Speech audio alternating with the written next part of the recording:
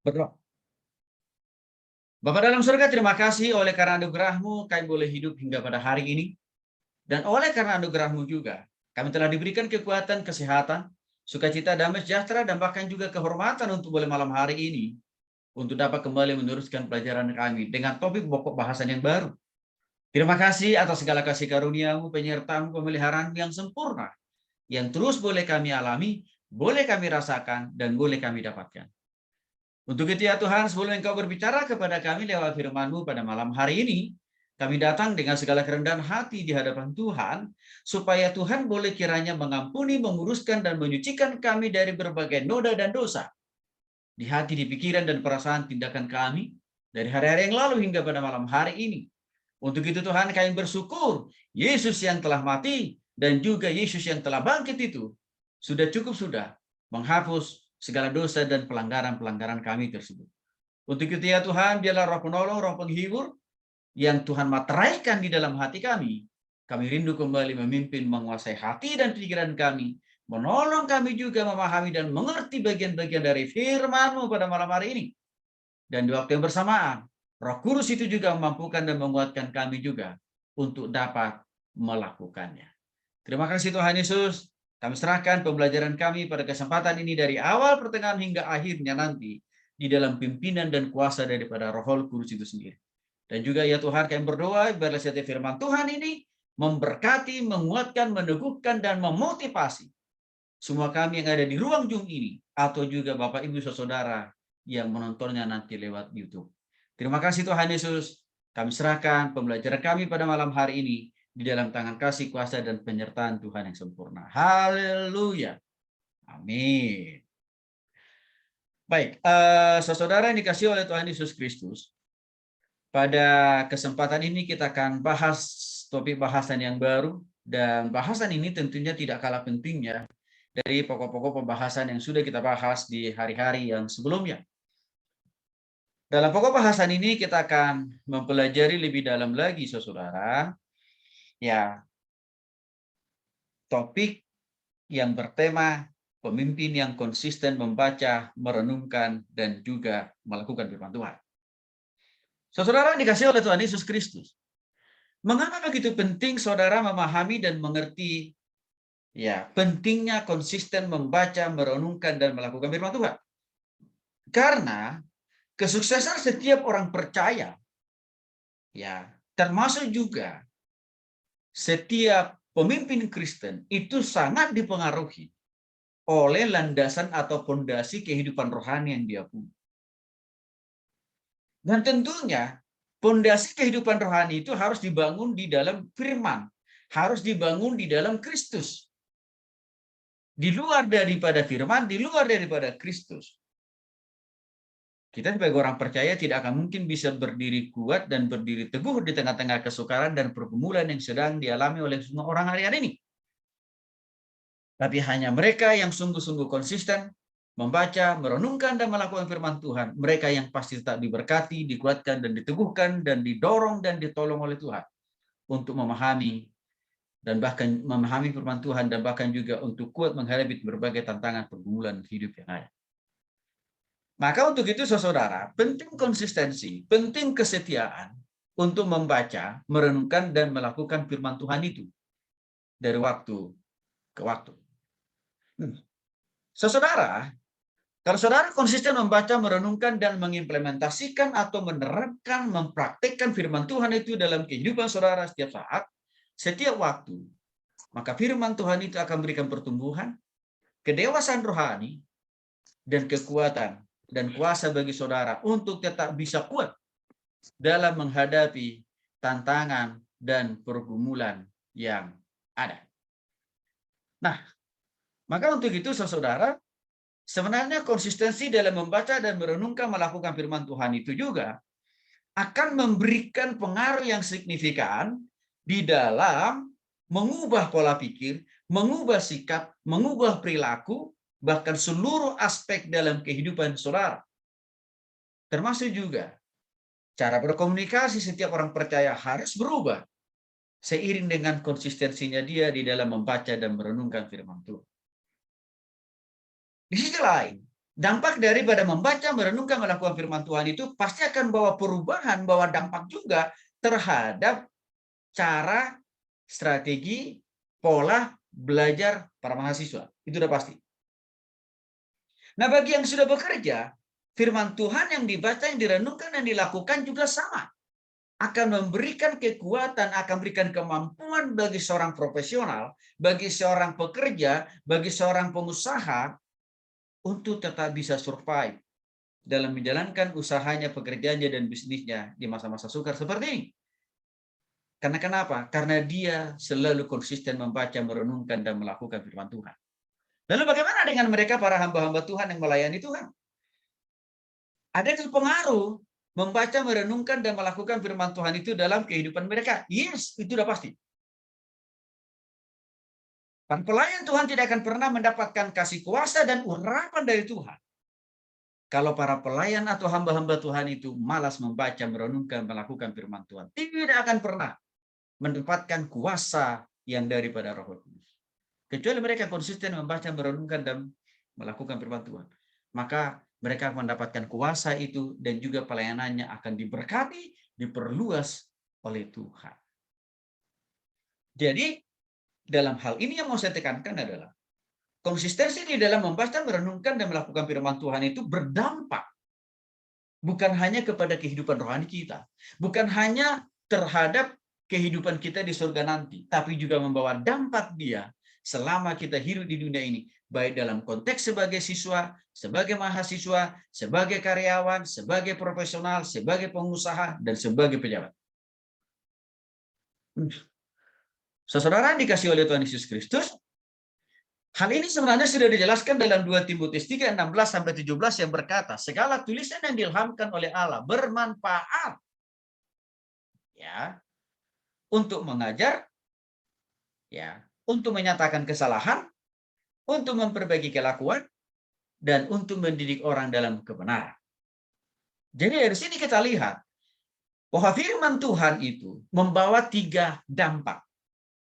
Membawa 3 nilai atau pengaruh yang amat dan sangat luar biasa dalam hidup saudara. Menyatakan, mengajar saudara, menegur akan kesalahan saudara, tapi juga memperbaikinya, dan juga mendidik saudara supaya makin bertambah benar dari waktu ke waktu.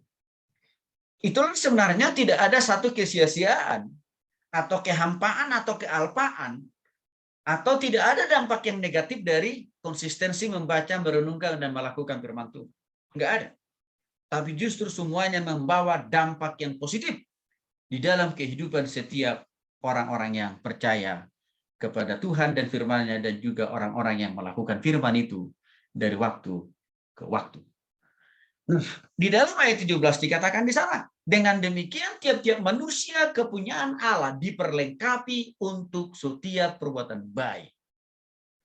Artinya, orang yang konsisten membaca, merenungkan, dan melakukan firman Tuhan itu, karena tadi ada 4 manfaatnya, ya, maka ya keempat manfaat tadi itu akan memperlengkapi setiap saudara-saudara, ya, menjadi anak Tuhan yang sempurna. Di samping itu juga, ya, memperlengkapi saudara untuk semakin menjadi saksi Kristus yang hidup di kampus, di kantor, di rumah, bahkan juga di tengah-tengah usaha pekerjaan dan bisnis apapun. Untuk itu, saudara yang dikasih oleh Tuhan Yesus Kristus, di dalam materi ini akan saya menjelaskan secara lebih detail, secara lebih spesifik kepada saudara. Ya, bagaimana ya cara membaca, merenungkan, dan melakukan firman Tuhan dengan benar. Bagaimana membangun komitmen dan kesetiaan supaya tidak putus-putusnya ya kita sebagai orang percaya di dalam membaca, merenungkan, dan melakukan firman Tuhan itu sendiri. Dan apa nilainya, apa dampaknya, apa pengaruhnya di dalam kehidupan saudara-saudara. Nah, di awal ini saya mau jelaskan dulu kepada saudara-saudara alasan pentingnya membaca, mempelajari, serta melakukan atau mengimplementasikan firman Tuhan di dalam kehidupan kita lepas pribadi masing-masing. Nah, untuk itu mari siapkan dulu saudara Alkitab saudara. Mesius disiapkan Yesaya pasal 40 ayat 8. Wiboyanto siapkan Matius pasal 24 ayat 35. Yosua Miyake, siapkan Mazmur 119 ayat 89. Dan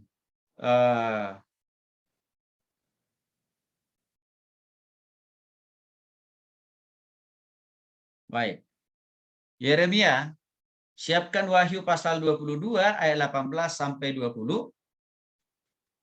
Lalu Yakub, siapkan Yohanes 20 ayat 30.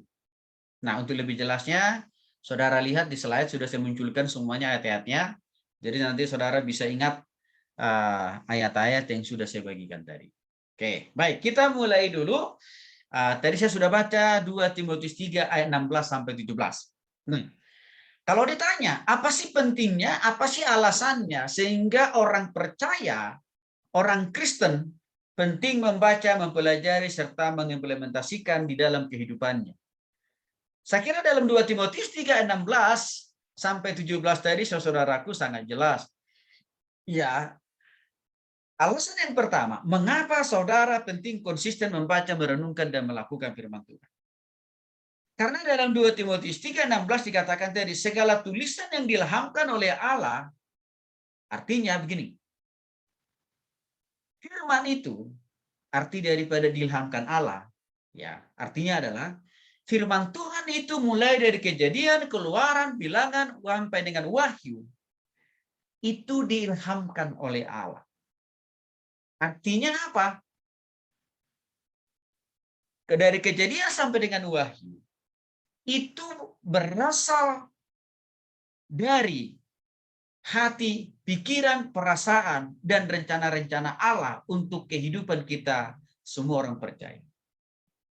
Secara simpelnya, secara singkatnya, bahwa Alkitab itu adalah 100% isi hati, isi pikiran, isi perasaan, dan rencana-rencana Allah untuk kehidupan kita di dunia ini dan juga di surga. Itulah arti kata diilhamkan. Kalaupun Tuhan memakai para penulis, di dalam perjanjian lama ada Nabi Musa, Yosua, Yeremia, Yesaya, bahkan juga ada Raja Salomo dan ada Raja Daud. Serta di perjanjian baru ada para rasul, yaitu murid Tuhan Yesus langsung. Ya, Yohanes, Matius, Markus, Lukas, Yohanes, ya, dan lain sebagainya. Kalaupun mereka itu menuliskan firman Tuhan itu sehingga bisa sampai kepada kita hari ini, mereka itu hanya menuliskan apa yang berasal dari hati dan pikiran dan perasaan Allah. Mereka hanya menuliskannya saja sebenarnya. Tetapi pada esensinya, apa yang mereka tuliskan itu bukan isi hati, isi pikiran, isi perasaan mereka, bukan. Tapi apa yang mereka tuliskan itu adalah isi hati, isi pikiran, dan isi perasaan Allah, dan rencana-rencana Allah untuk hidup kita di dunia ini, dan juga untuk hidup kita di surga. Maka dalam konteks itu sebenarnya para penulis itu, baik para nabi dan rasul, hanya menjadi jurtul. Ya, jurtul itu apa? Juru tulisnya Tuhan aja sebenarnya. Tetapi sumber dari firman yang mereka tulis adalah berasal dari Tuhan sendiri. Nah, ini alasan yang pertama. Ya, mengapa kita perlu konsisten membaca, merenungkan, dan melakukan firman Tuhan. Kalau saya mau kasih analogi yang paling sederhana, kira-kira begini. Alkitab itu atau firman Tuhan itu adalah surat cintanya Tuhan. Surat cintanya Tuhan untuk kita orang percaya. Maka, ya, karena Alkitab itu adalah surat cintanya Tuhan, maka kalau saudara mau ingin mengenal isi hati Tuhan, dan rencana-rencana Tuhan untuk hidup saudara hari ini, saat ini, di dunia ini, dan bahkan juga di surga, ya harus konsisten membaca, merenungkan, dan melakukan firman Tuhan. Halnya misalkan kalau saudara baru jatuh cinta atau baru ditembak oleh seorang pria atau ya seorang pria lah. Ya, pasti saya kira saudara akan selalu terus teringat-ingat apa isi WA waktu pertama kali sang pria yang saudara cinta itu nembak saudara. Bahkan mungkin masih ada di antara saudara udah berpuluh tahun masih saudara simpan isi WA-nya. Ya, Dan bahkan masih sering saudara bolak-balik membacanya. Walaupun mungkin saudara sudah diputusin ya. Tapi saudara begitu terharu dengan isi dari WA itu. Karena kenapa? Isi dari WA itu adalah ungkapan perasaan orang yang saudara kasihi pertama kali kepada saudara. Nah, saudara yang dikasih oleh Tuhan Yesus Kristus, Alkitab ini melebihi daripada isi cinta, ya, isi hati seorang, ya, kekasih antara laki-laki dan perempuan. Melebihi daripada itu firman Tuhan. Maka untuk itulah sudah sewajarnya, sudah seharusnya kita juga untuk mengasihi Tuhan dan juga cinta terhadap firman Tuhan dengan cara apa? Konsisten membaca, merenungkan, dan melakukan firman Tuhan. Alasan yang kedua, mari kita lihat dulu. Yesaya pasal 40 ayat yang ke-8. Silakan dibaca. Yesaya 40 ayat 8. Rumput menjadi kering, bunga menjadi layu, tetapi firman Allah kita tetap untuk selama-lamanya. Alasan yang kedua, saudara, mengapa kita perlu konsisten membaca, merenungkan, dan melakukan firman Tuhan? Karena firman itu bernilai kekekalan. Karena firman Tuhan itu akan tetap relevan di dalam memberikan penghiburan dan pengharapan dan kekuatan bagi kita. Waktu kita menghadapi kesukaran, waktu kita menghadapi kesulitan, selama kita hidup di dunia ini, dan juga waktu kita nanti ada di surga. Bumi dan segala isinya itu punya expired, punya kadaluarsanya. Bumi dan segala isinya, termasuk kita manusia. Tetapi firman Tuhan tidak punya masa expirednya, juga tidak punya masa kadaluarsanya. Maka itu yang dikatakan di sana. Waktu kita konsisten membaca, merenungkan, dan melakukan firman itu, maka firman Tuhan itu akan tetap terus memberikan kita pengharapan, kekuatan, dan kemampuan dalam menghadapi tantangan zaman yang terus berubah-ubah.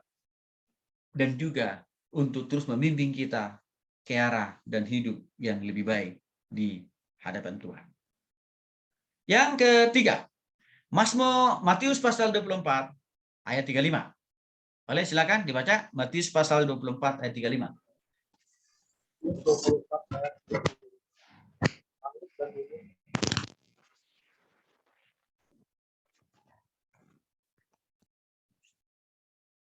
Oke, Matius 24 ayat 35, coba baca sekali lagi, kurang jelas di saya. Matius 24 ayat 35. Langit dan bumi akan berlalu, tetapi perkataanku tidak akan berlalu. Oke. Nah, saya kira jelas. Alasan yang ketiga, karena langit dan bumi akan berlalu, tapi firman Tuhan tidak akan pernah berlalu. Artinya, tantangan dan pergumulan yang kita hadapi di dunia ini akan selalu ada saja dan bahkan silih berganti. Tetapi waktu kita tetap melekat kepada Tuhan dengan konsisten membaca, merenungkan, dan melakukan firman Tuhan, kita akan tahu diberikan kemampuan dan kekuatan dalam menghadapi berbagai tantangan dan pergumulan di masa-masa waktu kita masih hidup di dunia ini. Maka di sini dapat kita lihat, tidak ada kesia-siaan dari konsistensi membaca, merenungkan, dan melakukan firman Tuhan. Tidak ada kesia-siaan. Karena dikatakan di sana, bumi, langit, dan segala isinya akan berlalu. Tetapi firmanku, perkataanku itu kira-kira maksudnya Tuhan ya, akan tetap untuk selama-lamanya. Arti yang kedua daripada ayat itu menjelaskan, ya, bahwa firman Tuhan itu relevan dalam menjawab setiap tantangan dan pergumulan dalam hidup kita ini, di dunia ini. Ilmu pengetahuan itu selalu berubah. Punya masa expired dan punya jangka waktu berlakunya ilmu pengetahuan. Dan juga apa? Punya keterbatasan. Tapi firman Tuhan tidak dibatasi oleh apapun dan juga tidak dikandangi oleh perubahan zaman atau juga kemajuan teknologi dan informasi. Tidak dibatasi. Semua itu tidak membatasi firman Tuhan. Karena kenapa? Karena firman Tuhan itu adalah perkataan Tuhan sendiri. Bahkan firman Tuhan itu sendiri melebihi daripada semua ilmu pengetahuan, melebihi daripada kepintaran dan kecerdasan manusia. Maka kalau saudara tambahkan di dalam diri saudara konsistensi di dalam membaca, merenungkan, dan melakukan firman Tuhan, maka dapat dipastikan saudara akan dikasih hikmat dan pengertian yang lebih lagi. Kalau Alkitab katakan 10 kali lipat. Dibanding daripada sebelum dulu saudara konsisten membaca dan merenungkan dan melakukan firman Tuhan. Oke. Yang keempat, Mazmur 119 ayat 89. Mazmur 119 ayat 89. Mazmur 119 ayat 89. Untuk selama-lamanya ya Tuhan, firman-Mu tetap teguh di surga. Dari Mazmur 119 ayat 89, alasan yang keempat, mengapa kita perlu konsisten membaca dan merenungkan dan melakukan firman Tuhan? Karena firman Tuhan itu menjadi jaminan bagi saudara untuk hidup di dunia ini dan juga menjadi jaminan bagi saudara untuk masuk surga. Sudah pasti orang yang malas membaca, merenungkan dan melakukan firman Tuhan tidak akan pernah tahu dia jalan menuju surga. Orang yang malas membaca, merenungkan dan melakukan firman Tuhan tidak akan pernah hidupnya menjadi lebih baik. Dan tidak akan pernah karakternya, pola pikirnya, gaya komunikasinya menjadi bertambah benar. Gak mungkin. Kalau dia tidak konsisten membaca dan merenungkan dan melakukan firman Tuhan. Sama juga. Ya, mahasiswa yang tidak konsisten membaca, merenungkan dan melakukan firman Tuhan tidak akan pernah cara berpikirnya lebih pintar. Tidak akan pernah dia lebih cerdas daripada orang yang konsisten membaca firman Tuhan. Mahasiswa yang tidak konsisten membaca, merenungkan firman Tuhan, dia tidak akan pernah bisa mendapatkan kepintaran, kecerdasan, dan bahkan IPK yang terbaik. Karena kenapa? Karena dia tidak memiliki pikiran Kristus lewat firman Tuhan yang dibaca dan direnungkan. Maka ini penting. Alasan yang kelima. Wahyu pasal 22 ayat 18 sampai dengan 20. Ya, Bang. Wahyu 22 ayat 18 sampai 20. Aku bersaksi kepada setiap orang yang mendengar perkataan-perkataan nubuat dari kitab ini. Jika seorang menambahkan sesuatu kepada perkataan-perkataan ini, maka Allah akan menambahkan kepadanya malapetaka-malapetaka yang tertulis di dalam kitab ini. Dan jikalau seorang mengurangkan sesuatu dari perkataan-perkataan dari kitab nubuat ini, maka Allah akan mengambil bagiannya dari pohon kehidupan dan dari kota kudus. Seperti yang tertulis di dalam kitab ini, Ia memberi kesaksian tentang semuanya ini, berfirman, "Ya, aku datang segera." Amin. Datanglah Tuhan Yesus. Kasih karunia Tuhan Yesus menyertai kamu sekalian. Amin. Alasan yang kelima, mengapa penting kita konsisten membaca, merenungkan, dan melakukan firman Tuhan? Jelas sekali dalam Wahyu pasal 22 ayat 18 sampai 19 tadi. Karena firman Tuhan atau Alkitab itu adalah alat atau instrumen yang Allah sediakan, yang Allah siapkan untuk dia pakai berbicara kepada saudara dan saya. Nah, jadi kalau seseorang tidak tertarik baca, merenungkan dan lakukan firman Tuhan, dia semakin paham apa yang benar untuk dia lakukan dan dia pikirkan dalam hidup. Nggak mungkin. Kecuali dia kalau dia konsisten membaca, merenungkan, melakukan firman Tuhan. Kenapa? Karena Allah itu banyak berbicara kepada kita tentang apa yang harus kita hindari sehubungan dengan dosa. Tentang hal-hal apa yang benar yang harus saudara lakukan dan kerjakan dalam hidup saudara. Itu hanya bisa ditemukan lewat firman Tuhan. Maka kalau kita lihat lebih jauh saudara, orang yang malas membaca, merenungkan, dan melakukan firman Tuhan pasti akan makin banyak dia memikirkan dan melakukan hal-hal yang berhubungan dengan dosa. Tapi kalau orang yang konsisten membaca, merenungkan, dan melakukan firman Tuhan, dia akan makin terhindar jauh dari yang namanya kesalahan, dari yang namanya dosa. Itu udah pasti. Karena kenapa? Karena firman Tuhan yang dia baca, yang direnungkan itu dia kan dilakukan. Sehingga itu menjagai dia untuk apa? Berpikir hal-hal negatif. Bertindak untuk melakukan sesuatu yang tidak benar. Itu firman Tuhan akan menjaga kita. Maka kalau saudara bertanya, Pak, gimana sih caranya untuk hidup lebih baik, berpikir lebih baik, belajar lebih baik, dan punya masa depan yang lebih baik? Tidak ada kata lain selain daripada konsistenlah baca, renungkan, dan lakukan firman Tuhan. Karena Alkitab itu adalah alat yang disediakan oleh Tuhan supaya kita bisa tahu isi hatinya dia, isi pikirannya dia, dan juga apa? Rencana-rencananya yang indah untuk hidup saudara selama saudara di dunia ini, dan juga waktu nanti saudara ada di surga. Itu alasan yang kelima. Karena Alkitab Tuhan sudah sediakan buat kita untuk berbicara kepada kita. Maka itu juga alasannya kenapa selalu saya dorong saudara, ayo harus rajin baca Alkitab. Ayo siapkan ayat-ayatnya, baca, dan lain sebagainya. Nah sekarang saudara baru tahu nih. Maksud dan tujuan saya tidak lain tidak bukan. Supaya apa yang sudah Tuhan sampaikan lewat firman Tuhan yang saudara baca tadi. Mungkin saudara baru nggak, oh ini rupanya maksudnya Pak Tony ya. Oke. Nah ini harus jelas. Maka dengan demikian dalam Wahyu 3, Wahyu 22 ayat 18 sampai 20 tadi, firman Tuhan itu nggak boleh ditambah. Nggak boleh ditambah. Maksudnya gimana Pak Tony nggak boleh ditambah? Misalkan nih, kita Wahyu kan cuma ada satu. Nggak boleh lagi orang Kristen menambahkan kita Wahyu 2, nggak boleh. Karena semuanya hanya cuma ada satu nama kitab Wahyu. Atau yang kedua misalkan, kitab Matius kan cuma satu. Maka tidak boleh lagi ada orang Kristen yang menambahkan kitab Matius 2, nggak boleh.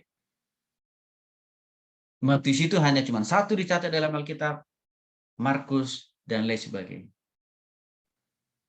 Karena kenapa? Karena dia perkataan Tuhan langsung kepada kita. Yang untuk itulah tidak boleh ditambah. Termasuk juga nama nabi yang ada di Alkitab itu tidak boleh ditambah lagi. Walaupun mungkin dia seorang hamba Tuhan besar, ya, taruh misalkan nama si hamba Tuhan ini adalah Joni gitu ya, gembala sidang besar, ketua sinode gitu. Lalu saking banyaknya jemaatnya, lalu dia menobatkan dirinya menjadi nabi. Itu nggak boleh. Karena nama nabi-nabi itu sudah ada dalam Alkitab, nggak boleh ditambah lagi. Boleh apa dikurangi? Nama-nama nabi di Alkitab, misalkan nama Yeremia disingkirkan, dibuang, lalu dimasukkan namanya sendiri, nggak boleh juga. Oke. Gini, tugas kenabian itu yang masih ada. Apa maksudnya tugas kenabian, Pak Tony? Yaitu memberitakan firman. Menyampaikan pesan-pesan Tuhan, itu boleh. Dan pesan-pesan Tuhan yang disampaikan itu haruslah juga berasal dari kitab-kitab yang ada di PL dan PB. Tidak boleh dari luar itu. Oke, jelas itu ya. Lalu bagaimana dengan Rasul, Pak Tony? Sama. Nama Rasul itu sudah berhenti, sudah ditutup. Sejauh dengan nama-nama Rasul yang sudah ada dalam Perjanjian Baru. Pak Tony ditambah lagi dengan Rasul yang baru, cara misalkan. Di Alkitab kita kan ada namanya Rasul Paulus ya. Lalu ada orang menambahkan lagi menjadi Rasul Paulus kedua. Dan dia buat kitabnya, dan dia dirinya sendiri dia nobatkan. Dia umumkan menjadi Rasul Paulus kedua. Boleh nggak itu? Nggak boleh, itu sesat. Karena Rasul Paulus itu cuma ada satu dalam Alkitab. Nah, itu yang dimaksud dengan tidak boleh menambah dan tidak boleh mengurangi.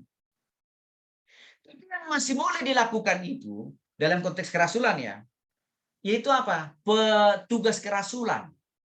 Sama dengan tadi di Perjanjian Lama, tugas kenabian. Itu yang boleh. Tapi namanya tidak boleh lagi ditambah, tidak boleh lagi dikurangi. Firman yang dikotbahkan oleh para nabi dan rasul itu juga tidak boleh ditambah dan dikurangi. Artinya apa? Tidak boleh bertentangan dari apa yang sudah ditulis dalam Alkitab PL dan PB. Jadi contoh kerasulan yang hanya boleh dilakukan apa? Menjelaskan lebih detail. Memberitakan firman itu dengan lebih spesifik kepada setiap orang dilayani. Itu yang dimaksud dengan fungsi kerasulan. Hanya itu yang boleh dilakukan. Nah, kalau ada orang menambah dan mengurangi, apa konsekuensinya Pak Tony? Jelas dari dalam ayat yang ke-20. Orang itu yang pertama tidak akan dapat pengampunan dosa. Yang kedua, orang itu tidak akan pernah masuk surga. Itu dijelaskan dalam Wahyu pasal 22 ayat 20 tadi. Maka kalau kita tarik sedikit lebih jauh hubungannya dengan ajaran sesat. Kenapa dikatakan ajaran itu sesat? Atau ya, si pengkhotbah itu sesat, si pastor itu sesat, karena ajarannya bertentangan dengan isi Alkitab PL dan juga PB. Apakah itu misalkan dengan dia mengurangi atau menambahkan? Itu maksudnya. Ya, jadi kita sendiri pun waktu membaca, merenungkan, dan melakukan firman Tuhan tidak boleh ditambah-tambahin. Dan tidak boleh juga dikurang-kurangi. Harus persis seperti kita baca, persis seperti dalam kitab. Ya seperti itu kita lakukan. Oke. Itu alasan yang kelima ya. Nah, alasan yang keenam, kita dengar dulu. Yohanes pasal 20 ayat 30 sampai 31.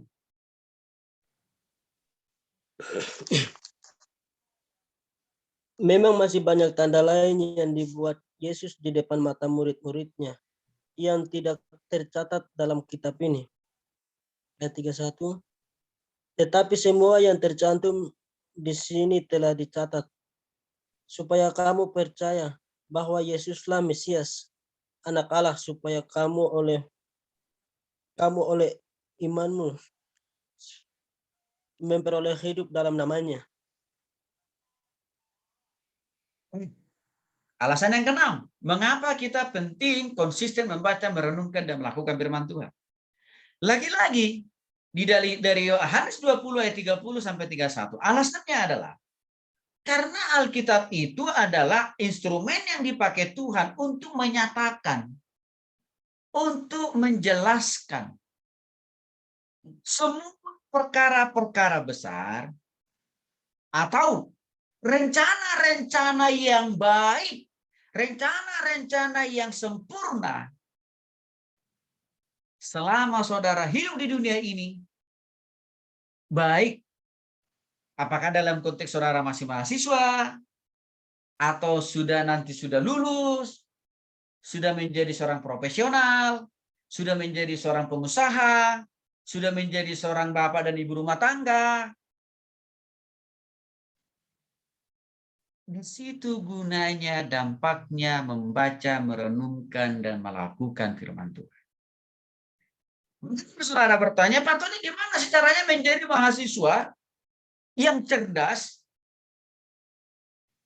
dengan standar IPK 4? Baca, renungkan, lakukan firman Tuhan.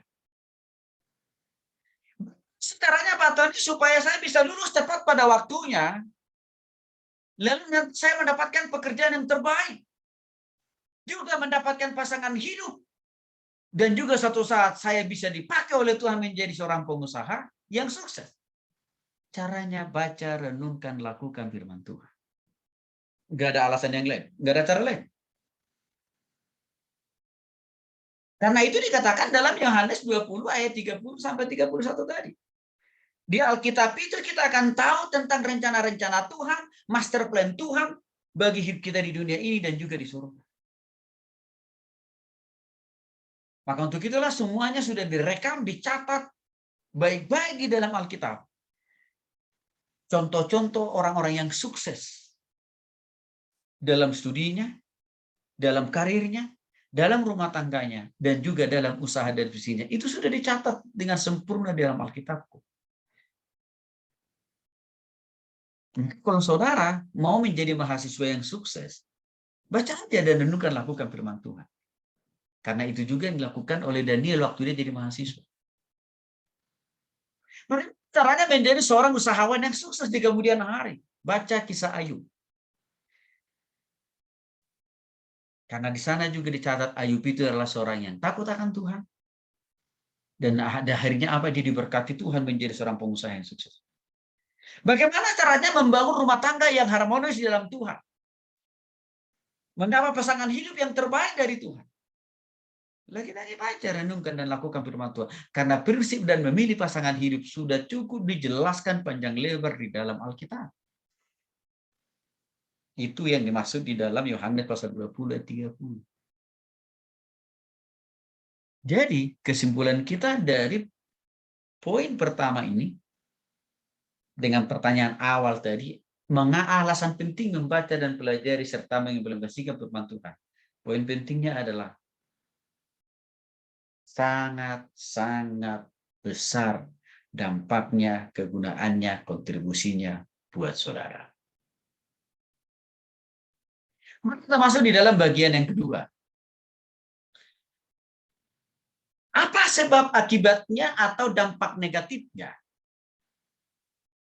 Kalau tidak konsisten membaca, merenungkan, melakukan, atau tidak menghormati firman Tuhan. Saya akan bukakan dulu supaya saudara bisa siapkan ayat-ayatnya. Oke.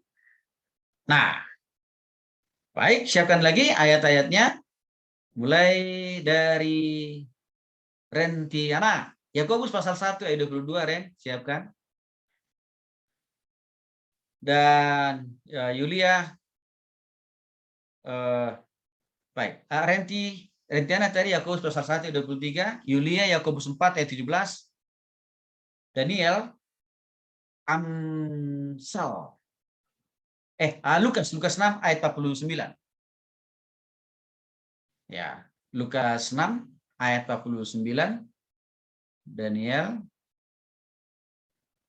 Oke.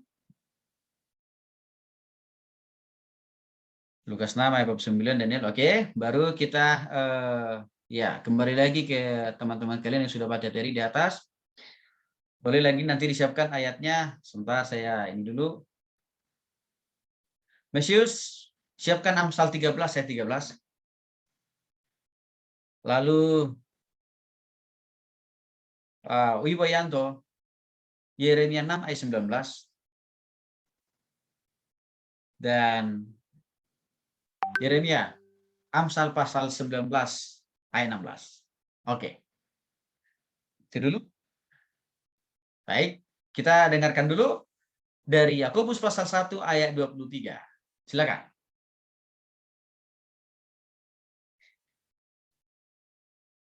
Yakobus pasal 1 ayat 23.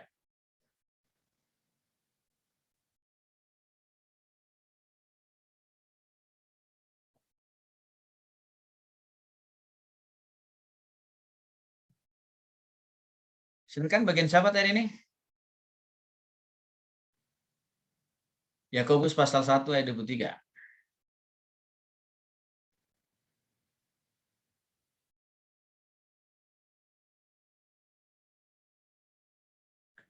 Ini tadi bagiannya Rentiana, seingat saya.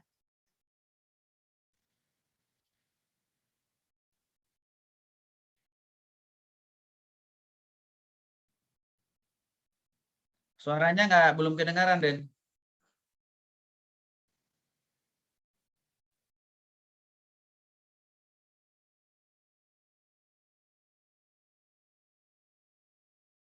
Yakobus pasal 1 ayat 23.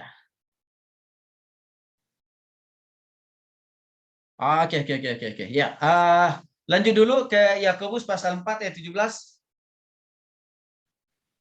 Yakobus 4 ayat 17. 4 ayat 17. Jadi jika seorang tahu bagaimana ia harus berbuat baik, tetapi ia tidak melakukannya, ia berdosa. Baik. Nah, saudara, ada beberapa sebab akibat atau dampak lah. Ya.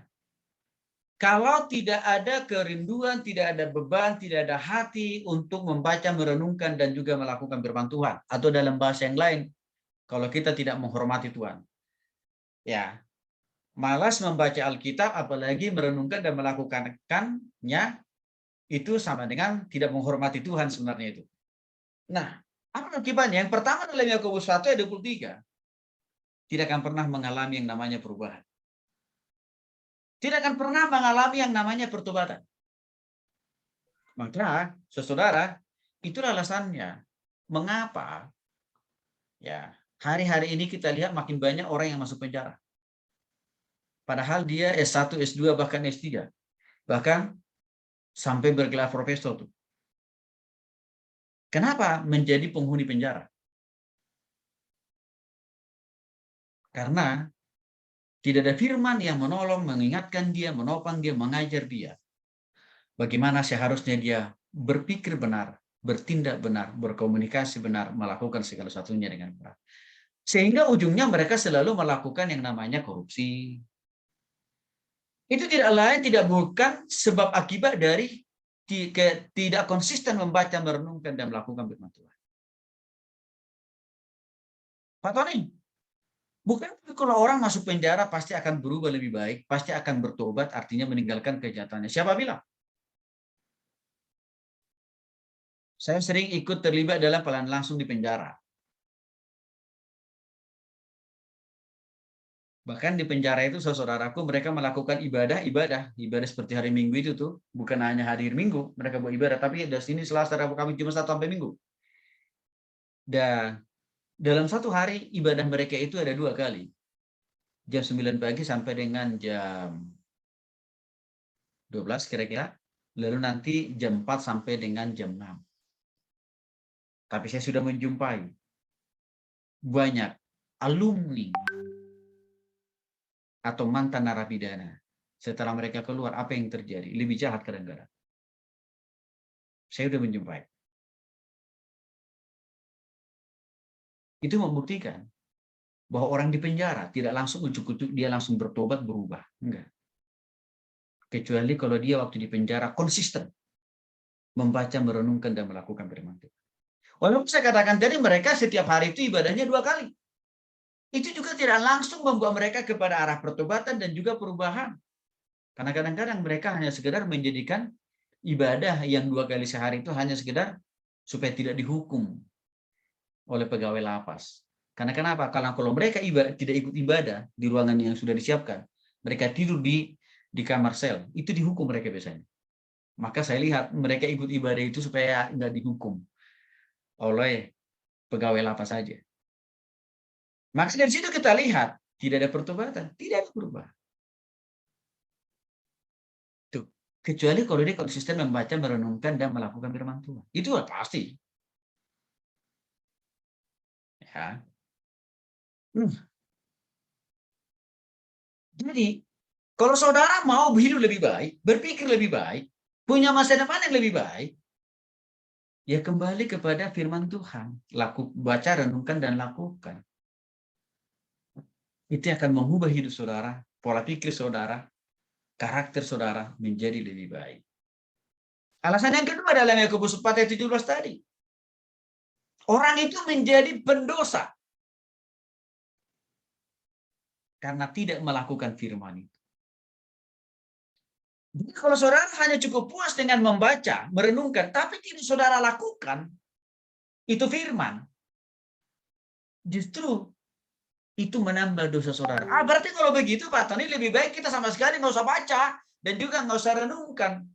Karena dengan tidak melakukan saja, rupanya dosa. Akan makin bertambah juga dosa saudara. Kalau malasnya juga, malas bacanya, malas merenungkannya, bertambah juga dosa saudara. Nah, dalam hal ini mau dikatakan kepada saudara dalam Yakobus 4 ayat 17. Jangan berhenti hanya membaca firman Tuhan. Tapi harus sampai pada merenungkannya. Tapi juga harus pada tataran apa? Lakukan gitu. Baru namanya saudara tidak berdosa. Seringkali orang Kristen menganggap yang penting saya udah rajin baca firman Tuhan, menghafalnya pagi, siang, malam, di luar kepala, tapi tidak ada yang dilakukan. Itu adalah bagian daripada bentuk dosa. Itu kenapa Tuhan Yesus banyak mengkritik, mengevaluasi, menegur orang Farisi dalam Perjanjian Baru. Karena mereka itu orang yang hafalan, kuasai isi Alkitab, tapi nol dalam pelaksanaan. Maka Tuhan Yesus selalu katakan, hei kalian orang berdosa. Dalam hal ini saudara harus pahami. Ya, baca firman Tuhan itu, tapi juga renungkan. Ya, tapi di waktu yang bersamaan, lakukan. barulah saudara terbebas dari yang namanya dosa.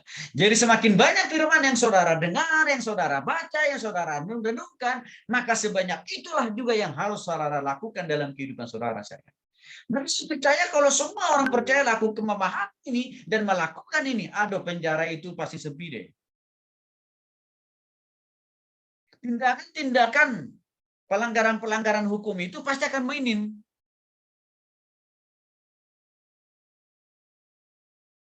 Kalau kita orang-orang percaya konsisten membaca, merenungkan, dan melakukan. Tapi kalau kenapa orang-orang percaya, orang-orang Kristen ada juga di penjara? Ya, karena kadang-kadang mereka hanya berhenti membaca firman Tuhan, mendengar khotbah di telinga, lewat telinganya. Tapi setelah itu nggak dilakukan. Artinya apa? Nggak ada pertobatan, nggak ada perubahan. Bahkan mendatangkan dosa pula. Jadi kalau ada pertanyaan, kenapa sih Pak Tony saya susah sekali berubahnya ya? Susah sekali bertobatnya ya? Kenapa sih Pak Tony saya susah sekali hidup saya lebih baik? Ya karena saudara tidak konsisten membaca, merenungkan, dan melakukan firman Tuhan. Ini penting, saudara. Jadi kalau hanya sebatas rajin membaca, merenungkan, itu belum maksimal, belum sempurna. Bahkan dikatakan dalam Yakobus 4 ayat 17. Ya, kalau hanya baru tahap di situ saja, itu masih berdosa itu. Kecuali kalau sudah sampai melakukannya. Oke. Alasan yang ketiga, Lukas pasal 6 ayat 49. Baca Lukas pasal 6 ayat 49. Akan tetapi barang siapa mendengar perkataanku tetapi tidak melakukannya, ia sama dengan seseorang yang mendirikan rumah di atas tanah tanpa dasar. Ketika banjir melandanya, rumah itu segera rubuh dan hebatlah kerusakannya. Baik, alasan yang ketiga, kenapa saudara, apa akibatnya kalau saudara tidak konsisten membaca, merenungkan, dan melakukan firman Tuhan? Saudara tidak akan pernah kuat, saudara tidak akan pernah mampu menghadapi tantangan, pergumulan, dan akan persoalan demi persoalan yang terjadi dalam hidup saudara. Itu sudah pasti. Sejak pandemi datang, orang-orang Kristen yang dulu rajin baca Alkitab, rajin berdoa, tapi minus dalam melakukan firman Tuhan. Waktu pandemi datang, mereka marah sama Tuhan karena kenapa? Usaha bisnisnya, pekerjaannya, anggota keluarganya dipanggil oleh Tuhan sehubungan dengan pandemi. Karena mereka tidak konsisten membaca, merenungkan, tapi juga melakukan firman Tuhan. Karena firman Tuhan yang saudara baca, yang saudara renungkan, bahkan saudara lakukan tiap-tiap hari itu, memampukan, menguatkan, dan menghibur, dan memotivasi saudara untuk tetap bisa kuat dalam menghadapi berbagai pergumulan hidup yang ada.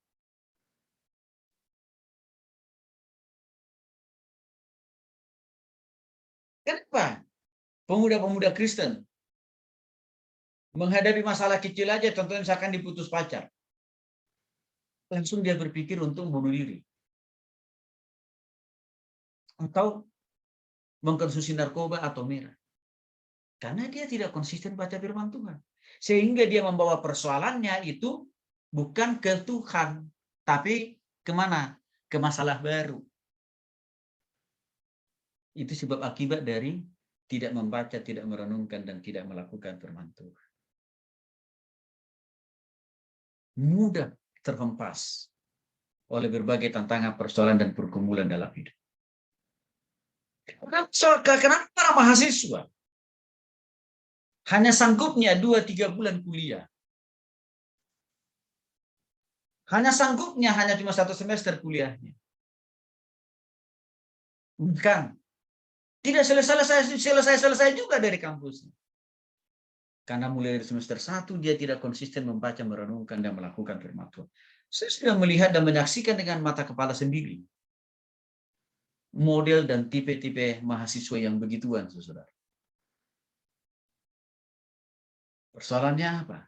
Karena tidak menghormati Tuhan dengan tidak membaca dan merenungkan serta melakukan firman Tuhan. Itu simple. Yang sama juga. Ya. Kenapa?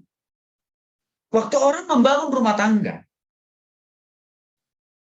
tangga yang dibangun itu tidak kuat menghadapi tantangan dan pergumulan yang ada. Karena suami istri tidak lagi konsisten membaca, merenungkan, dan melakukan firman Tuhan. Ada ya orang membangun usaha, tapi usahanya tidak tumbuh dan berkembang, bahkan makin lebih cenderung merosot. Karena orang itu tidak lagi konsisten menghormati Tuhan dengan membaca, merenungkan, melakukan firman Tuhan. Kenapa seorang pemimpin besar, contohnya misalkan yang dekat, salah satu orang yang dekat dengan Tuhan Yesus, Yudas, bunuh diri? Karena dia tidak sungguh-sungguh mempraktikkan apa yang sudah diajarkan oleh Yesus selama dia bersama dengan Yesus. Kenapa ada juga kadang-kadang 1, 2, 3 hamba Tuhan, pendeta atau pastor yang jatuh dalam dosa perselingkuhan yang jatuh dalam dosa perebutan kekuasaan sehingga gereja itu pecah. Karena mungkin saja mereka tidak lagi konsisten membaca, merenungkan, dan melakukan firman Tuhan. Tapi mereka hanya sekedar mengkhotbahkan firman Tuhan, tapi mereka tidak melakukan. Akhirnya muncul tindakan keputusan yang fatal. Oke, kita lihat lagi alasan yang keempat. Amsal pasal 13 ayat 13. Amsal 13 ayat 13. Siapa yang meremehkan firman, ia akan menanggung akibatnya. Tapi siapa yang taat kepada perintah akan menerima balasan. Jelas itu. Siapa meremehkan firman dan Tuhan, dia akan menanggung sebab akibatnya. Dia akan menanggung dampak buruk dari ketidakkonsistensiannya membaca, merenungkan, dan melakukan firman Tuhan. Maka untuk itu kenapa saya selalu dorong dan selalu saya katakan, ayo baca Alkitab dengan rajin, dengan benar. Renungkan dan lakukan. Supaya saudara tidak mengalami hukuman demi hukuman dari Tuhan. Itu maksud saya. Supaya saudara terbebas dan terlepas dari hukuman Tuhan.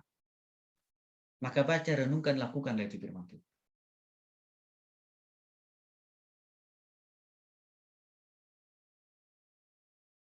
Jadi kegagalan, keterpurukan, itu sebab akibat dari tidak lagi orang itu konsisten menghormati Tuhan dengan membaca, merenungkan, dan melakukan firman Tuhan.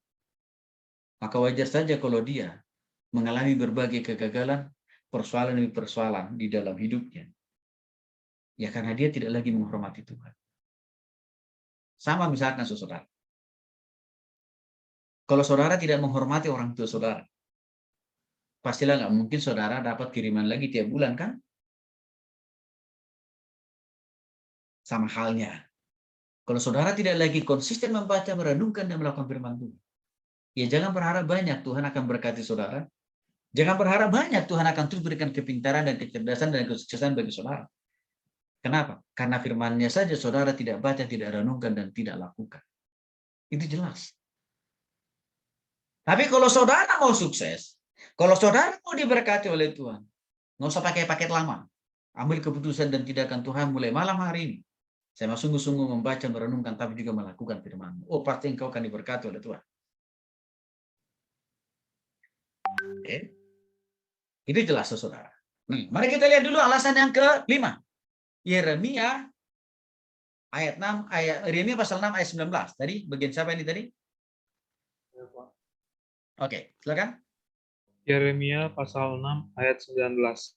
Dengarlah, hai bumi, sungguh ke atas bangsa ini aku akan mendatangkan malapetaka akibat dari rancangan-rancangan mereka, sebab mereka tidak memperhatikan perkataan-perkataanku dan menolak pengajaranku. Oke. Alasan yang kelima, akibat tidak menghormati Tuhan dengan tidak membaca, tidak melakukan, tidak merenungkannya, itu bisa mendatangkan malapetaka, loh, saudara. Itu bisa mendatangkan berbagai persoalan, berbagai pergumulan, termasuk juga kebangkrutan, keterpurukan dalam usaha, ekonomi, dalam rumah tangga, dan juga apa? Kegagalan dalam studi. Itu kan bagian dari bencana, kan? Kalau kita bicara konteks bencana yang lebih besar, itu juga bisa berakibat apa? Semakin masifnya, seringnya muncul berbagai bencana alam. Contohnya apa Pak Tony? Gempa di mana-mana. Apalagi banjir. Ya, yang melahirkan banyak korban jiwa. Gempa juga sama. Bisa mengakibatkan kehilangan rumah, usaha, termasuk juga nyawa kan. Contohnya apa? Badai tsunami. Waktu badai tsunami datang puluhan tahun yang lalu kan banyak orang meninggal. Banyak orang kehilangan anggota keluarganya. Banyak orang kehilangan tempat usaha dan bisnisnya. Itu bentuk bencana yang lebih besar. Bencana apa lagi? Meletusnya Gunung Merapi di mana-mana. Kita baru lihat, kita baru dengar. Belum lama kan? Meletusnya salah satu Gunung Merapi di Pulau Jawa. Mengakibatkan banyak orang meninggal, bahkan kehilangan anggota keluarga.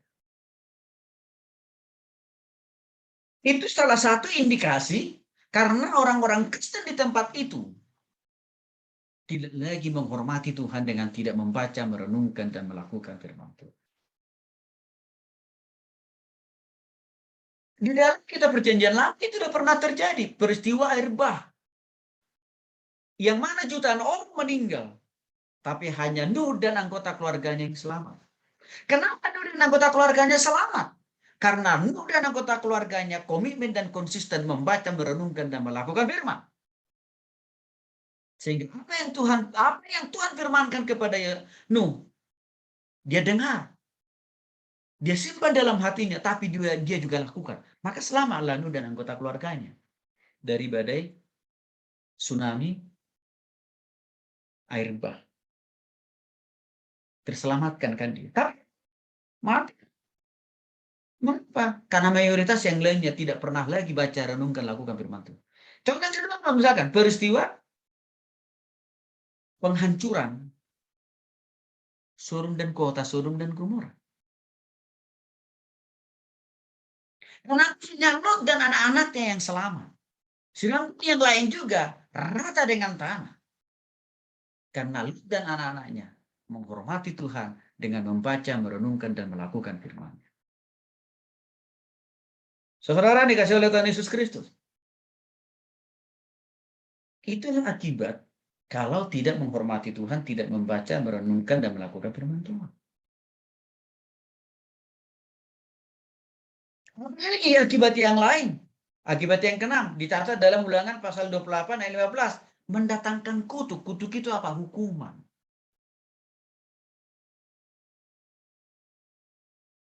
Karena orang itu tidak lagi menghormati Tuhan dengan tidak membaca, merenungkan, dan melakukan firman Tuhan. Mendatangkan sakit penyakit bagi orang yang tidak membaca, merenungkan, dan melakukan firman Tuhan. Jadi saudara, tidak semua sakit penyakit itu hanya sekedar karena kurang gizi. Ada memang penyakit yang diakibatkan karena kurang gizi. Tapi ada buah penyakit yang lain. Itu harus terjadi dalam diri orang itu. Karena orang itu tidak lagi konsisten membaca dan merenungkan dan melakukan firman Tuhan. Alasan yang gitu juga apa? Hukuman dari Tuhan akan cepat atau lambat akan datang. Itu dicatat dalam Yehezkiel pasal 5 ayat 7-8. Ya. Kalau tidak lagi menghormati Tuhan dengan tidak membaca, merenungkan, melakukan firman, pasti akan datang hukuman kok dari Tuhan. Bisa saja bentuk hukuman itu gagal dalam studinya, gagal dalam pencapaian masa depannya, gagal dalam mencapai karirnya, gagal dalam mencapai impian-impian. Kenapa? Karena tidak konsisten membaca, merenungkan, dan melakukan firman Tuhan.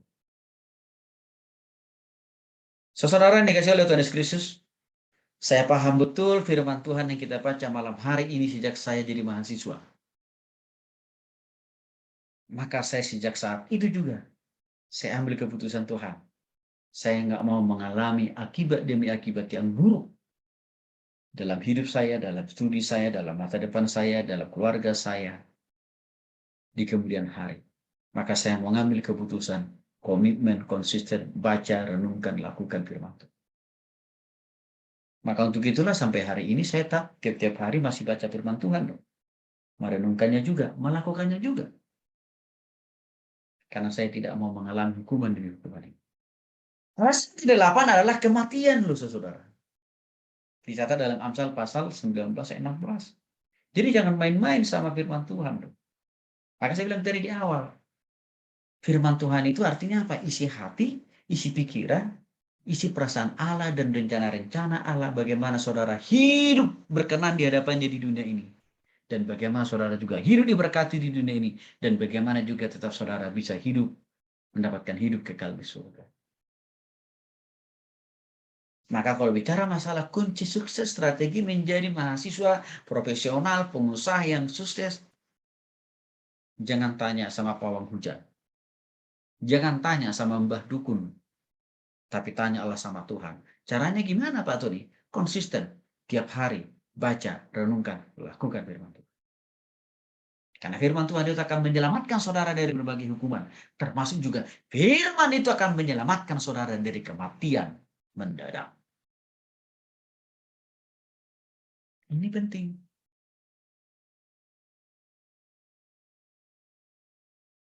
Ya. Di samping akibat buruk dari tidak membaca firman Tuhan bisa mendatangkan kematian secara jasmani loh ya. Tapi bisa juga mendatangkan kematian secara roh. Artinya apa? Tidak masuk surga kan itu pasti. Tapi bisa juga yang dimaksud kematian di sini, kematian dalam karir. Kematian di dalam menyelesaikan, menuntaskan studi. Itu masuk dari contoh kematian itu. Sehingga saya katakan tadi, ya, nggak selesai kuliahnya, karena udah mati. Karena kenapa? Tidak mau menghormati Tuhan dengan tidak membaca firman Tuhan. Bisa juga mati usahanya dan bisnisnya. Kenapa? Karena tidak lagi menghormati firman Tuhan dengan membaca, merenungkan, dan melakukan. Saya sudah melihat banyak contoh-contoh yang seperti itu, Bu. Baik dalam konteks mahasiswa, baik dalam konteks sebagai seorang profesional, baik dalam konteks sebagai pengusaha. Orang kaya saya sudah melihat benar-benar apa yang dikatakan di dalam Alkitab terjadi. Inilah akibatnya. Maka untuk itu, saudara, belajarlah, evaluasi dirilah. Supaya akibat ini tidak perlu saudara alami. Oke? Lalu bagian yang ketiga adalah berkat apa yang saudara dapatkan waktu saudara konsisten membaca, merenungkan, dan melakukan firman Tuhan. Sudah pasti ada berkat. Sudah pasti ada pemulihan. Sudah pasti ada hadiah yang sudah Tuhan siapkan buat saudara. Nah, mari kita lihat lagi. Siapkan lagi Alkitabnya. Oke. Baik. Mulai dari Wiwayanto lagi ya. Roma pasal 10 ayat 17. Daniel kisah para rasul 17 ayat 11. Mesius 2 Timotius 3. 2 Timotius 3 ayat 16 sampai 17. Lalu Julia 1 Korintus 2 ayat 14 sampai 16. Dan Yosua Daniel pasal 1 ayat 8. Lalu nanti langsung loncat ke ayat 18 sampai 20. Oke. Baik, kita mulai dulu dari pembacaan Roma pasal 10 ayat 17. Silakan. Roma pasal 10 ayat 17. Jadi iman timbul dari pendengaran, dan pendengaran oleh firman Kristus. Baik. Maka hasil, output, dampak positif kalau saudara komitmen membaca, merenungkan, dan melakukan firman Tuhan. 1.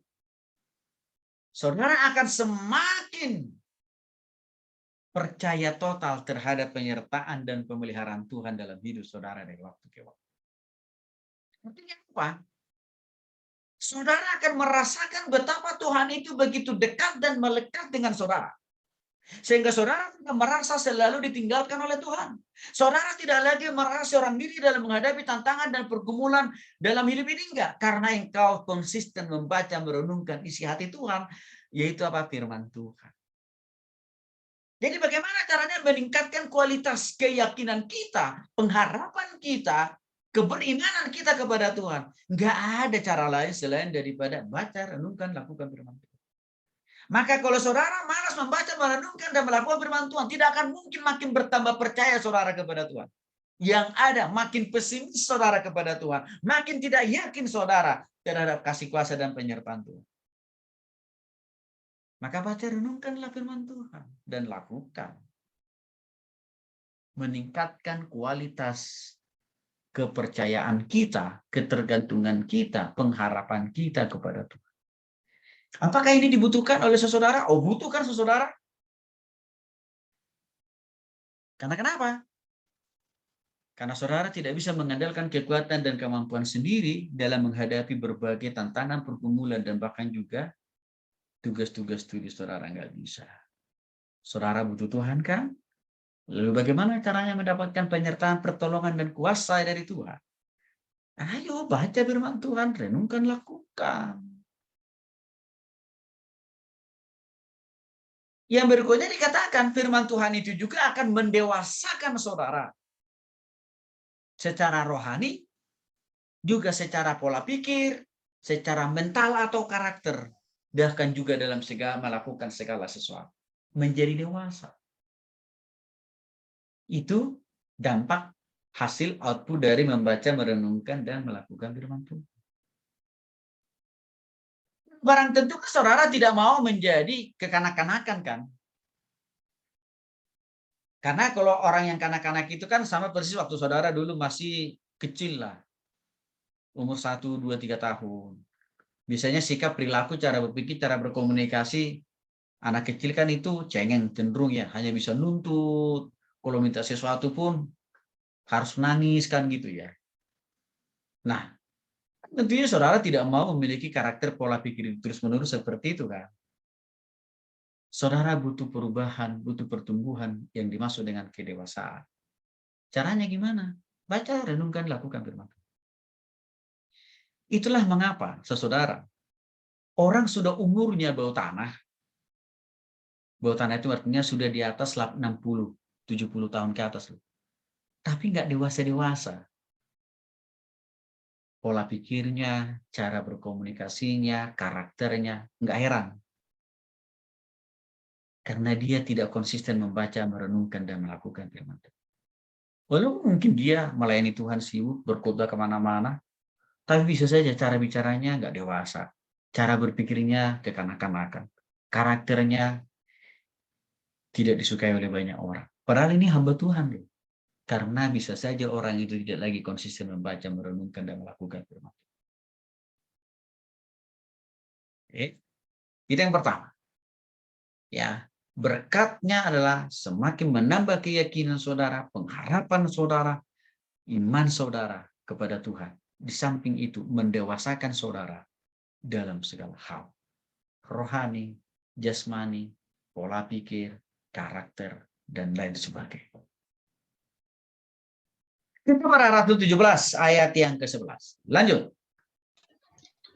Orang-orang Yahudi di kota itu lebih baik hatinya daripada orang-orang Yahudi di Tesalonika, karena mereka menerima firman itu dengan segala kerelaan hati, dan setiap hari mereka menyelidiki kitab suci untuk mengetahui apakah semua itu benar demikian. Oke. Saudara, dikatakan di sana dalam Kisah Para Rasul 17 ayat 11. Orang-orang Yahudi di kota itu lebih baik hatinya daripada orang-orang Yahudi yang sama di Tesalonika. Berarti di sini kan ada komparasi, ya, suku yang sama, bangsa yang sama, yaitu orang Yahudi. Tetapi yang menjadi pembeda, satu kelompok, ya, satu suku bangsa ini berada di dalam komunitas yang berbeda, berada dalam tempat yang berbeda. Yang satu kelompok di tempat lain, yang satu kelompok di Tesalonika. Nah, dikatakan dalam Kisah Para Rasul 17, orang-orang Yahudi di kota itu lebih baik hatinya, pola pikirnya, cara berkomunikasinya, karakternya, sikapnya, perilakunya, cara belajarnya, cara bekerjanya, cara membangun dan mengembangkan usahanya lebih baik katanya. Dibanding orang-orang Yahudi di Tesalonika, berarti ini di tempat lain. Apa yang menjadi kunci sukses daripada orang-orang Yahudi di kota itu lebih baik daripada orang-orang Yahudi di Tesalonika? Karena orang-orang Yahudi di kota itu konsisten, setia, membaca, merenungkan, dan melakukan setiap firman Tuhan tiap hari. Maka ini bicara masalah benar. Dampak dari membaca, merenungkan, melakukan firman Tuhan luar biasa. Artinya apa? Terjadi perubahan hidup. Ya, terlihat perbedaannya dari pola pikirnya, cara bicaranya, dari cara hidupnya, cara belajarnya, dibanding dengan orang yang tidak konsisten membaca, merenungkan, dan melakukan firman Tuhan. Jelas itu. Maka kembali tadi, strategi apa yang harus saudara punya supaya cara berpikir saudara lebih baik daripada mahasiswa yang lain?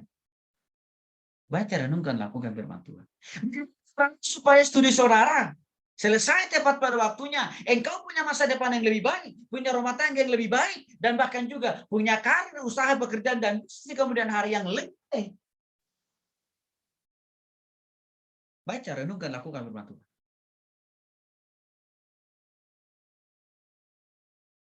Saya sungguh bersyukur kepada Tuhan. Berkat-berkat yang saya dapat sejak saya dari mahasiswa, seperti saudara, sampai hari ini, sebagai hamba Tuhan, sebagai dosen, dan telah melayani banyak orang. Tidak lain, tidak bukan, ini adalah hasil dari keputusan saya. 25 tahun yang lalu, waktu saya jadi mahasiswa seperti saudara, tiap hari saya konsisten membaca, merenungkan, dan melakukan firman Tuhan. Maka saya mendapatkan penyertaan, pemeliharaan, berkat, dan bahkan apa? Hikmat, bijaksana, dan bahkan pertolongan dan kuasa daripada Tuhan setiap waktu dalam menjalani hidup, dalam menjalani keluarga, dalam menjalani pelayanan. Jadi nggak jauh-jauh. Hasilnya, dampaknya signifikan.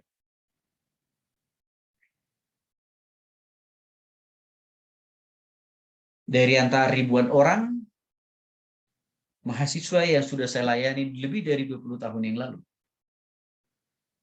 hari-hari ini saya bisa menyaksikan dengan mata kepala sendiri. Mahasiswa-mahasiswa saya yang konsisten membaca, merenungkan, dan melakukan firman Tuhan itu, Tuhan tidak pernah meninggalkan mereka. Tuhan tidak pernah menyia-nyiakan investasi waktu, tenaga, dan pikiran yang telah mereka berikan kepada Tuhan sejak dari mahasiswa. Membaca, merenungkan, melakukan firman Tuhan. Mereka sungguh diberkati oleh Tuhan. Jadi, yang mau saya katakan kepada saudara, tidak ada tuh mahasiswa yang saya ajar, mahasiswa yang saya bimbing itu gagal dalam hidupnya, dalam studinya, dalam masa depannya. Karena mereka konsisten membaca, merenungkan, dan melakukan firman Tuhan. Lalu bagaimana Pak dengan jodoh? Dengan anugerah Tuhan. Saya lihat mereka mendapatkan pasangan hidup yang terbaik. Sama-sama di dalam. Bagaimana dengan karir mereka? Itu sudah pasti. Bahkan, ada dulu mantan-mantan mahasiswa itu hanya tamatan D3, saudara. D3 berarti kan gelarnya AMD ya. Tapi saudara tahu, baru lulus, belum lulus, dia udah direkrut oleh sebuah perusahaan swasta besar untuk jadi karyawan di tempat itu. Bahkan yang menarik lagi, seorang yang bergelar D3, dia sudah dipercaya menjadi manajer, menjadi kepala cabang sebuah perusahaan besar. Bukan hanya di Indonesia, sampai di luar negeri loh. D3. Bayangin itu. Itu adalah hasil dan berkat dari komit dan konsistensi di dalam membaca, merenungkan, dan melakukan firman Tuhan. Itu saya lihat. Karena sampai sekarang kami masih ada WA group, dan kami masih ada ibadah rutin setiap bulan. Jadi, saya tidak berteori, menyaksikan, mengatakan ini, mengajarkan ini kepada saudara. Enggak, memang sudah ada hasil kok. Dirasakan oleh setiap orang yang lain. Tapi sekali lagi, butuh komitmen dan keputusan secara pribadi. Dan itu harus dimulai dari hari ini. Bukan kapan-kapan. Bukan nantilah. Ya kalau saudara bilang kapan-kapan, ya udah. Ya pertolongan Tuhan ya kapan-kapan aja saudara alami. Kalau saudara bilang nanti-nanti, ya mujizat Tuhan juga nanti-nanti aja lah. Saudara dapatkan kan? Kan saudara yang memutuskan. Oke.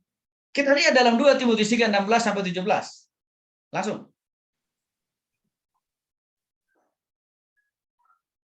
2 Timotius 3 ayat 16-17. Ingatlah juga bahwa dari kecil engkau sudah mengenal kitab suci yang dapat memberi hikmat kepadamu dan menuntut engkau kepada keselamatan oleh iman kepada Kristus Yesus. Ayat 16, segala tulisan yang diilhamkan Allah memang bermanfaat untuk mengajar, untuk menyatakan kesalahan, untuk memperbaiki kelakuan, dan untuk mendidik orang dalam kebenaran. Ayat 17, dengan demikian tiap-tiap manusia kepunyaan Allah diperlengkapi untuk setiap perbuatan baik. Baik. Yang ketiga, kalau saudara konsisten membaca, merenungkan, dan melakukan firman Tuhan, sederhana. Karena tadi firman Tuhan itu atau Alkitab itu mulai dari Kejadian sampai dengan Wahyu adalah isi hati, isi pikiran, isi perasaan Tuhan. Maka jelas dikatakan di sana, firman itu akan berguna 3M. Mengajar, menegur kesalahan saudara, memperbaiki, ya, dan mendidik. Jadi bagaimana caranya Pak Tony supaya saya menjadi mahasiswa yang mudah memahami dan mengerti setiap apa yang diajarkan oleh dosen saya? Tidak ada alat lain selain daripada konsisten aja membaca, merenungkan, melakukan firman Tuhan.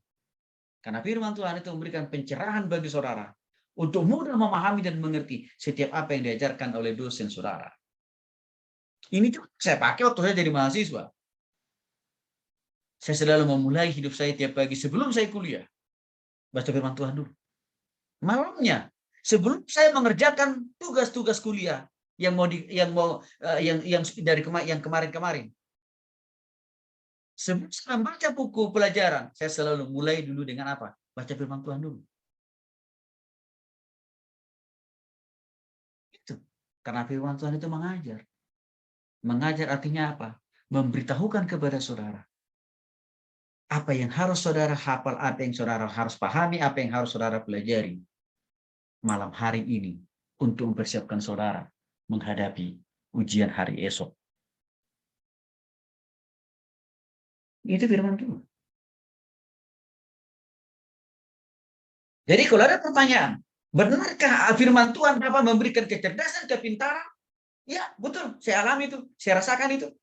Dan orang-orang saya layani juga. Ribuan orang mendapatkan hal yang sama seperti apa yang saya alami.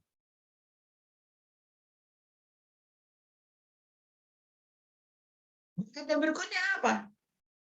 Menyatakan kesalahan. Artinya apa ini? Firman Tuhan yang saudara baca, saudara renungkan, lakukan akan menuntut saudara untuk tidak lagi salah mengambil keputusan, untuk tidak lagi saudara dalam bertindak, untuk tidak lagi saudara menyanyiakan waktu, tenaga, dan hidup ini. Menyatakan kesalahan. Sehingga apa? Saudara tidak lagi datang hari itu tidak lagi selalu salah dalam berpikir, bertindak, dan bahkan juga dalam melakukan segala satunya. Karena kenapa? Karena firman Tuhan yang saudara baca itu berguna di sana dia. Seringkali orang-orang Kristen, apakah dia sebagai mahasiswa, apakah dia sebagai profesional, apakah dia sebagai pengusaha, keputusannya salah, tindakannya juga fatal, sehingga merugikan diri sendiri, merugikan keluarganya, merugikan orang-orang lain, karena tidak lagi konsisten membaca, merenungkan, dan melakukan firman Tuhan.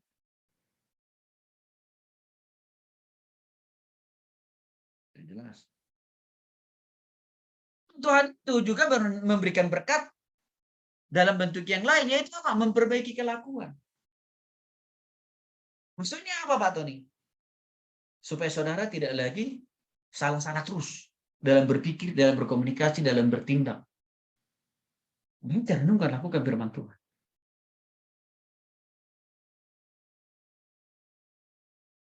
Dan yang ketiga, firman Tuhan itu juga berguna mendidik. Supaya setiap waktu, setiap hari, minggu, bulan, dan tahun-tahun kehidupan saudara bertambah benar. Bertambah berkenan di hadapan Tuhan. Sehingga setiap apa yang saudara putuskan, apa yang saudara kerjakan, apa yang saudara perbuat, diberkati dan dibuat Tuhan berhasil.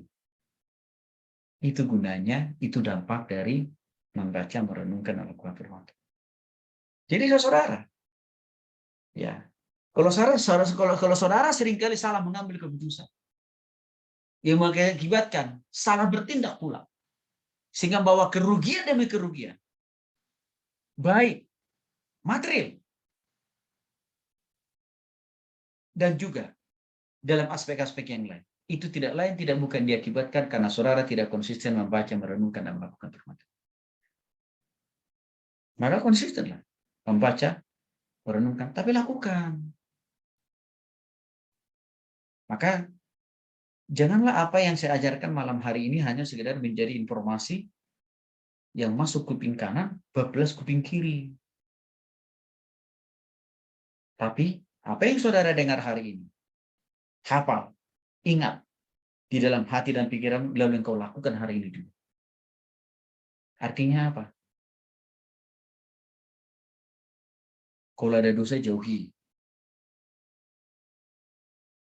Itu contoh konkret. Yang benarlah lakukan, kan gitu. Oke. Yang keempat, 1 Korintus 2 ayat 14 sampai 16. Silakan. 1 Korintus 2 ayat 16 sampai 14. Tetapi manusia duniawi tidak menerima apa yang berasal dari Roh Allah, karena hal itu baginya adalah suatu kebodohan, dan ia tidak dapat memahaminya. Sebab hal itu hanya dapat dinilai secara rohani, tetapi manusia rohani menilai segala sesuatu, tetapi ia sendiri tidak dinilai oleh orang. Sebab siapakah yang mengetahui pikiran Tuhan, sehingga ia dapat menasihati dia, tetapi memiliki pikiran Kristus. Baik. Berkat itu adalah pola pikir, cara berpikir, ya, atau kecerdasan saudara lebih baik daripada orang yang tidak konsisten membaca, merenungkan, melakukan firman. Sebab Tony, kalau saya konsisten membaca, merenungkan, melakukan firman Tuhan, pasti saya makin cerdas. Wah, bisa. Kenapa? Karena yang kau baca itu adalah isi hati, isi pikiran Tuhan, kan? Waktu saudara baca firman Tuhan, itu berarti sebenarnya pikiran Tuhan ada dalam pikiranmu. Maka dengan demikian, engkau akan diberikan Tuhan kecerdasan dan kepintaran memahami dan mengerti setiap masalah, pergumulan, tantangan yang kau hadapi dalam studimu, yang kau hadapi dalam karirmu, yang kau hadapi dalam usaha bisnis dan masa depanmu di kemudian hari.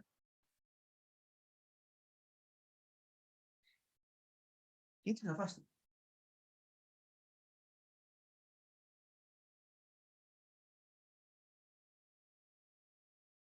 Saudara dikasih oleh Tuhan Yesus Kristus.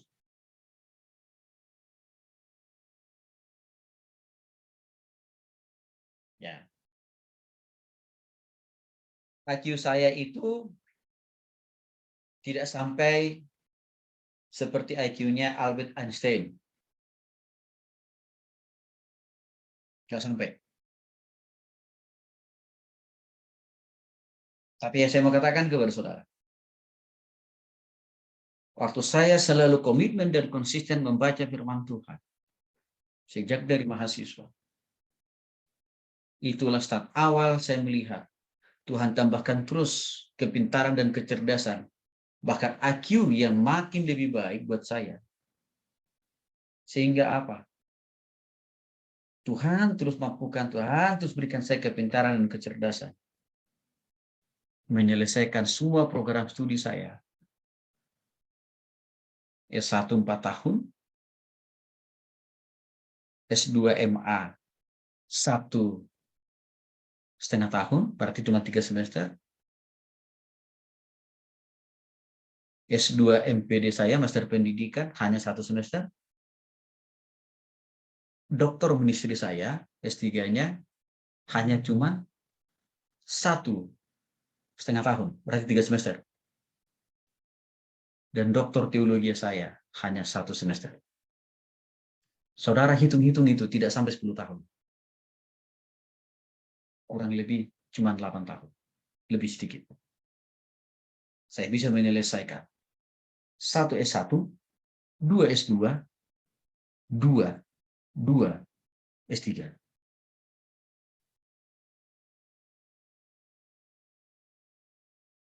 Resepnya nggak ribet. Saya hormati Tuhan tiap-tiap hari dengan apa? Saya komitmen membaca, merenungkan, dan melakukan. Saya tidak lagi menemukan mahasiswa. Orang Kristen. Jarang saya temukan orang-orang Kristen, mahasiswa Kristen seperti waktu zaman saya dulu. Mengapa? Karena kecenderungan mahasiswa Kristen hari ini malas baca Alkitab, malas merenungkan, malas melakukannya.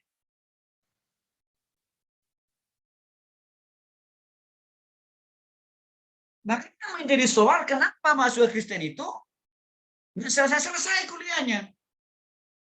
Udah selesai pun karena udah mau terpaksa mau DO. Lalu setelah itu apa? Nganggurnya lama.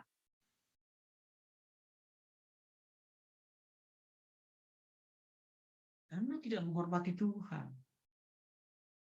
Dan saya mau katakan kepada saudara, kalau saudara tidak mengambil keputusan malam hari ini, jangan berharap, jangan bermimpi punya studi yang akan diberkati oleh Tuhan, punya masa depan yang lebih baik. Nggak mungkin. Jadi saya sendiri ngalamin, dapatkan berkat itu. Betul-betul saya diberikan kepemahaman, pengertian, hikmat, kebijaksanaan, dan bahkan juga kecerdasan oleh Tuhan. Saya alami, saya dapatkan. Jadi saudara jangan berkata, wah saya IQ-nya Pak, IQ jongkok. Apalagi saya lahir besar di kampung. SD sampai SMA-nya juga di kampung Pak, nggak ada listrik. Hei, saya juga lahir dan besar di kampung kok. Nggak ada listrik juga.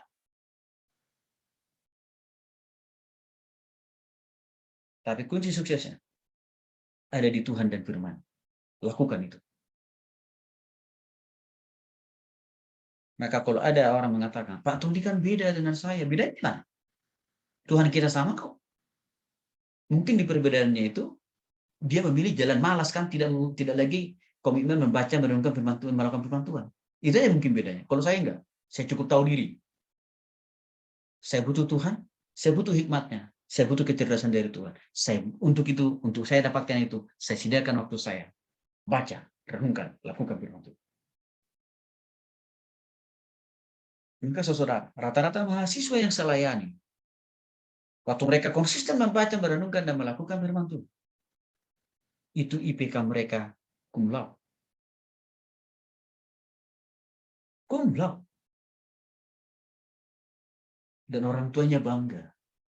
Karena pada saat wisuda, orang tuanya datang dari kampung menyaksikan anaknya untuk menyampaikan bahwa dia menjadi mahasiswa terbaik seangkatan. Itu dialami oleh banyak mahasiswa saya.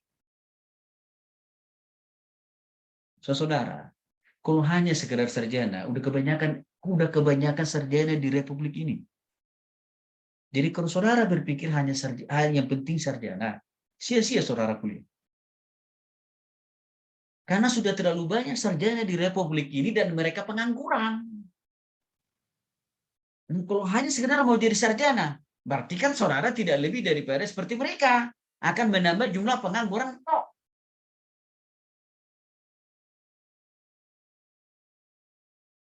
Dan seingat saudara itu, saudara baru mau jadi mahasiswa. Sarjana yang pengangguran berkebanyakan. Ini baru saudara mau jadi mahasiswa loh. Sarjana yang pengangguran aja sudah jutaan orang. Dan tiap tahun kan ada wisuda. Berarti artinya apa?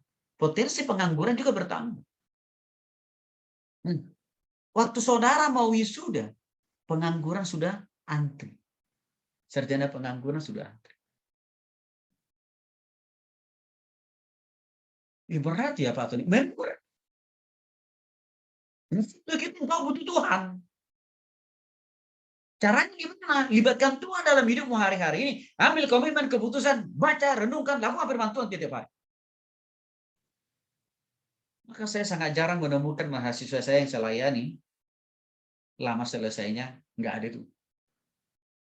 Nganggurnya lama, nggak ada itu.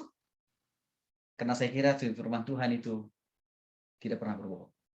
Jadi kalau apa yang saya alami, itu dialami oleh mereka dalam konteks sebagai mahasiswa, dan juga itu mereka alami pertolongan Tuhan waktu mereka sudah lulus saudara. Firman Tuhan memberikan kecerdasan. Jadi nggak usah pakai alasan. Saya dari kampuang lah, dari dusun lah. Semua itu bisa dibuahkan oleh Tuhan asal engkau punya keputusan dan komitmen untuk menghormati Tuhan. Kita lihat contoh yang lain, misalkan Daniel. Daniel pasal 1 ayat 18 dulu baca, lalu nanti lanjut ke ayat 18 sampai 20. Langsung. Pada tahun yang ketiga pemerintah Raja Blaise nampak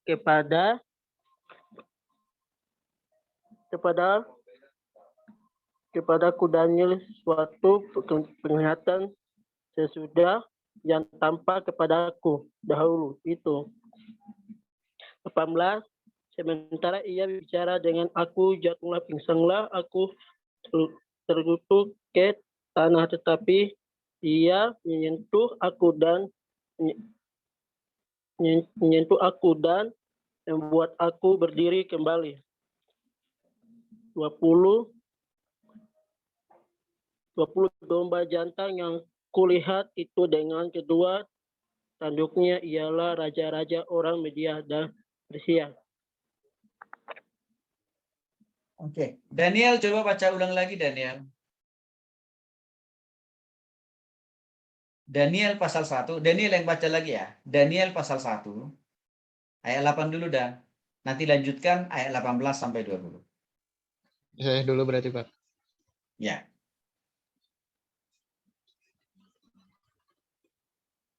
Daniel pasal 1 ayat 8. Daniel berketetapan untuk tidak menajiskan dirinya dengan santapan raja dan dengan anggur yang bisa diminum raja. Dimintanyalah kepada pemimpin pegawai istana itu supaya ia tak usah menajiskan dirinya. Ayat 18. Setelah lewat waktu yang ditetapkan raja, bahwa mereka sekalian harus dibawa menghadap, maka dibawalah mereka oleh pemimpin pegawai istana itu ke hadapan Nebukadnezar.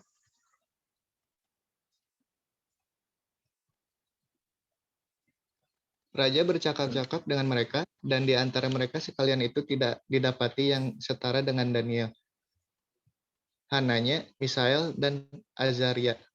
Maka bekerjalah mereka itu pada raja.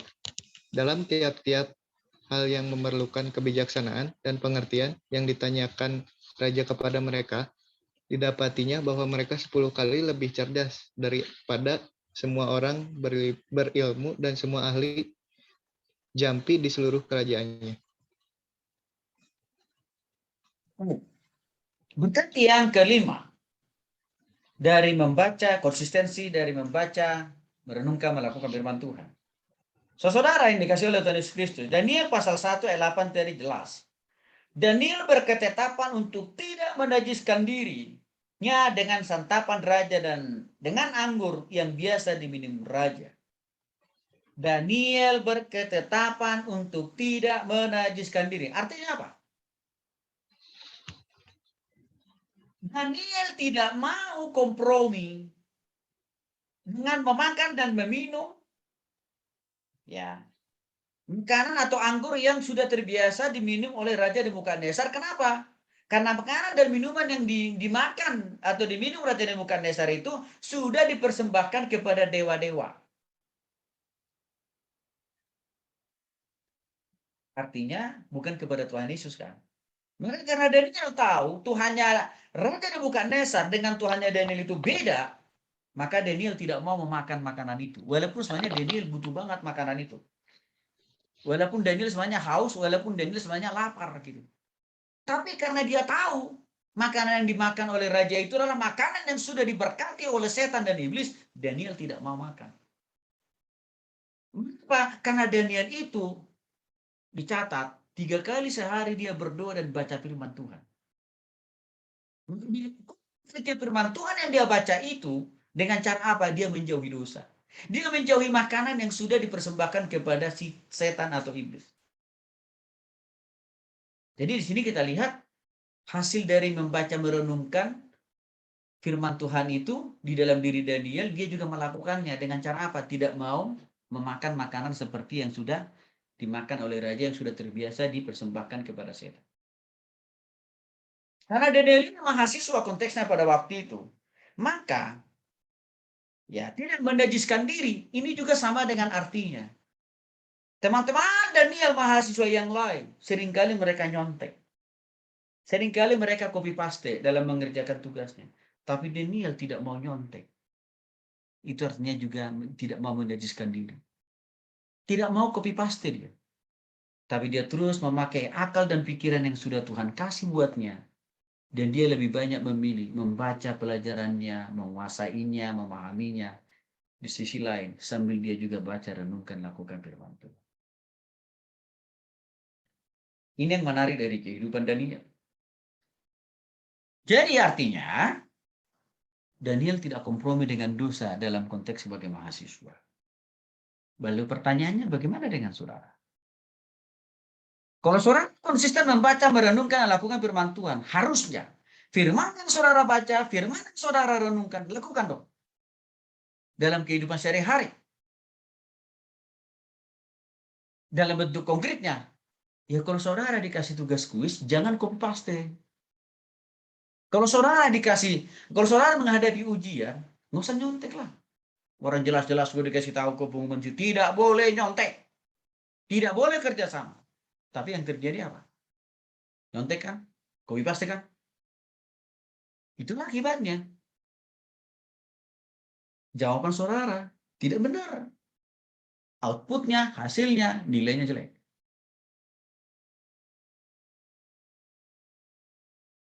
Tapi kalau coba andalkan Tuhan, jauhi dosa nyontek, copy paste, pasti Tuhan akan tolong. Kita lihat di ayat 18.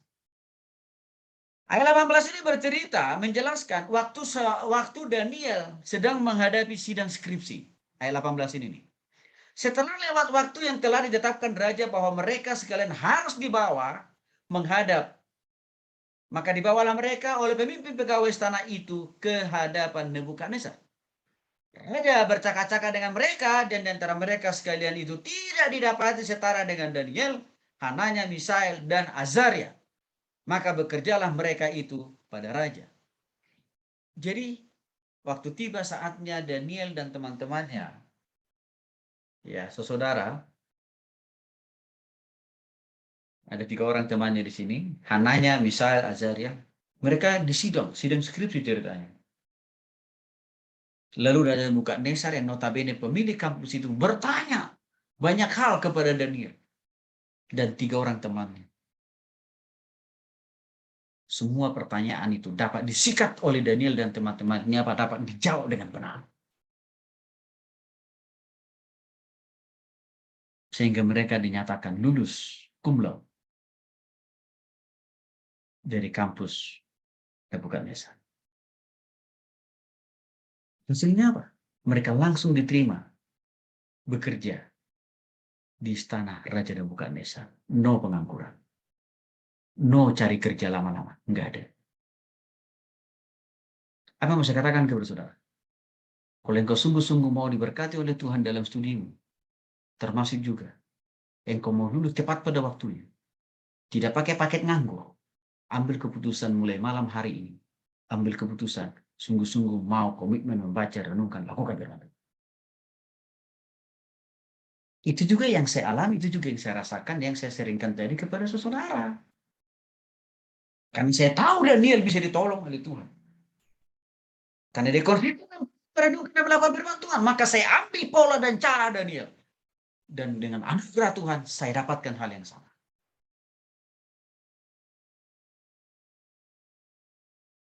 Kenapa banyak mahasiswa frustrasi? Baru tingkat 1 aja udah frustrasi. Udah nggak sanggup menjalani studinya. Karena saudaranya jauh dari firman Tuhan.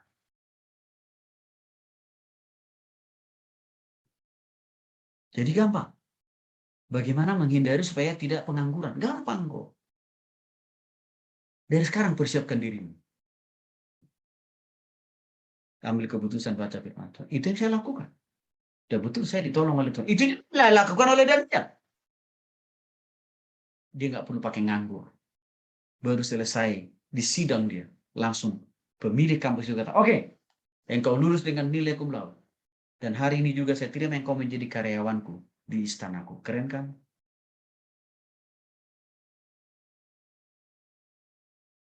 Jadi jangan lagi saudara katakan, aduh Pak Tony, saya kan hanya lulusan dari perguruan tinggi swasta yang tidak terkenal. Tidak mungkinlah saya tidak nganggur, pasti nganggur Pak. Apalagi tadi Bapak bilang jumlah pengangguran udah kebanyakan. Iya, tetapi Tuhan tidak melihat nama kampus saudara. Tapi yang Tuhan pilih, yang Tuhan lihat adalah, adakah engkau ambil keputusan dan komitmen untuk sungguh-sungguh membaca, merenungkan, lakukan firman Tuhan. Kampus saya juga bukan kampus tenar, bukan kampus terkenal. Swasta juga kok. Tapi saya tak merasakan pertolongan Tuhan. Karena saya melakukan seperti apa yang Daniel lakukan. Saudara yang dikasih oleh Tuhan Yesus Kristus. Di dalam membangun karir, mengembangkan usaha dan bisnis kemudian hari sama prinsipnya. Pakai polanya dari dia. Maka pasti akan diberkati karirmu, rumah tanggamu, dan masa depan. Enggak pakai paket yang lain.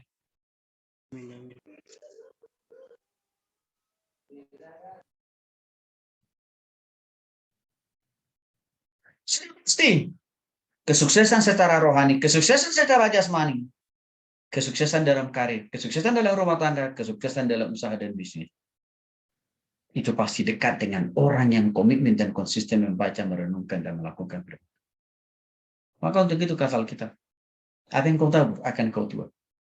Kalau saudara mau menabur, mau menuai, mendapatkan artinya ya, kesuksesan dalam hidupmu, kesuksesan dalam studimu, dalam rumah tangga yang lebih baik, dalam karir dan juga dalam masa depan. Taburlah yang baik, yang benar. Maksudnya apa Pak Tony?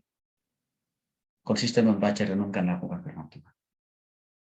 Itu aja kok. Karena itu yang dipakai oleh Yosua. Sehingga Yosua itu menjadi seorang pemimpin besar yang akhirnya sukses membawa bangsa Israel dari Mesir sampai ke tanah perjanjian. Mereka tantangan yang dialami oleh Yosua banyak. Betul. Tapi mengapa dia bisa sukses? Mengapa dia bisa berhasil?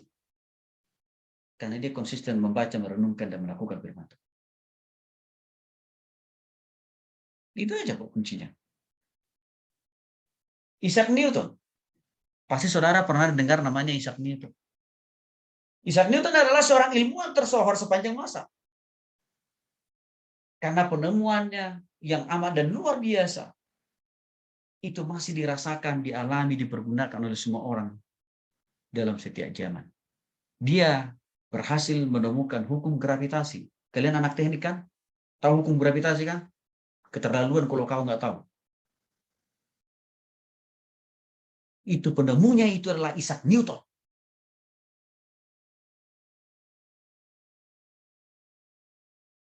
Yang kedua, dia juga menemukan hukum gerak. Yang ketiga, dia juga menemukan kalkulus. Kalian belajar kalkulus kan?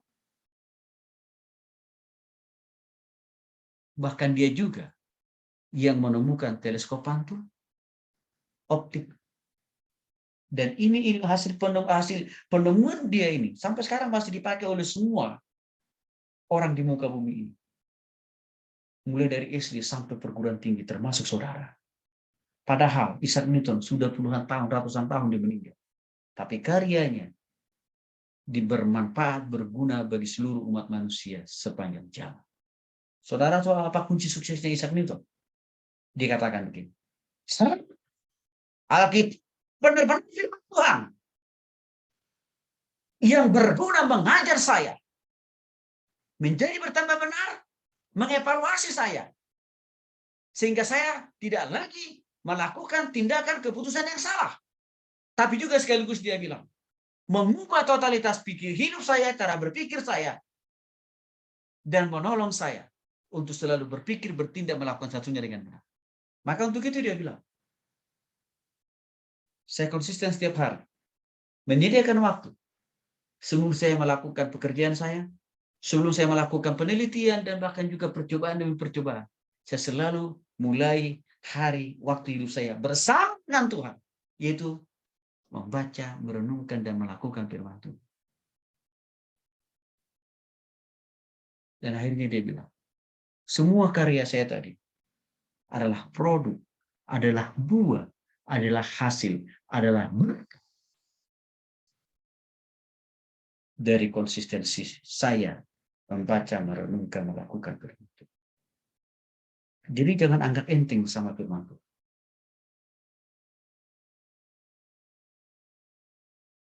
Orang yang malas membaca, merenungkan, melakukan firman Tuhan, berarti saudara anggap enteng dengan firman Tuhan. Maka tadi hukumannya jelas. Maka hormati firman Tuhan dengan membaca, merenungkan, dan melakukan, supaya engkau bisa merasakan seperti yang didapatkan oleh Ishak itu. Maka saya katakan tadi, saya sangat tidak percaya kalau ada orang mengatakan, Pak Tony, saya ini memang orangnya bodoh Pak, goblok Pak. Memang saya udah begini Pak, saya nggak percaya itu. Kalau engkau sudah sungguh-sungguh bertobat kepada Tuhan, dan konsisten membaca, merenungkan, dan melakukan firman Tuhan, semua akan diubahkan oleh Tuhan.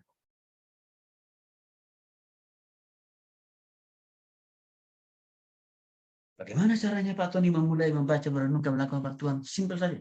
Satu, pastikan saudara harus punya Alkitab. Maka isilah handphone dengan aplikasi Alkitab. Jangan dengan gambar-gambar yang tidak senonoh itu. Isi handphonemu dengan firman Tuhan. Sehingga kemanapun, dimanapun saudara selalu dekat dengan firman Tuhan kan. Saudara tidak bisa katakan, aduh Pak, saya nggak punya uang untuk beli Alkitab. Loh, saudara punya handphone aja, kenapa nggak dia aja di-download aplikasi Alkitab? Persoalannya adalah, saudara sudah dikasih berkat oleh Tuhan itu handphone. Tapi sampai sekarang, mungkin saudara tidak pernah mengisinya dengan firman Tuhan kan. Maka apa yang terjadi? Saudara tidak mendapatkan berkat. Atau bisa juga saudara membaca buku renungan harian. Istri saya tiap hari mengirim renungan harian di grup kan dalam bentuk khotbah loh. Tujuannya apa? Istri saya punya kerinduan. Saudara-saudara sebagai mahasiswa saya harus berubah lebih baik.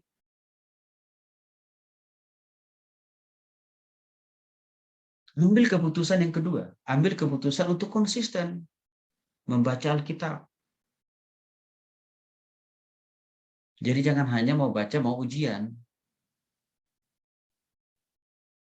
Jangan hanya membaca pada waktu saudara ada punya masalah, punya kesulitan. Itu namanya saudara membuat firman Tuhan itu seperti ekstasi atau ganja.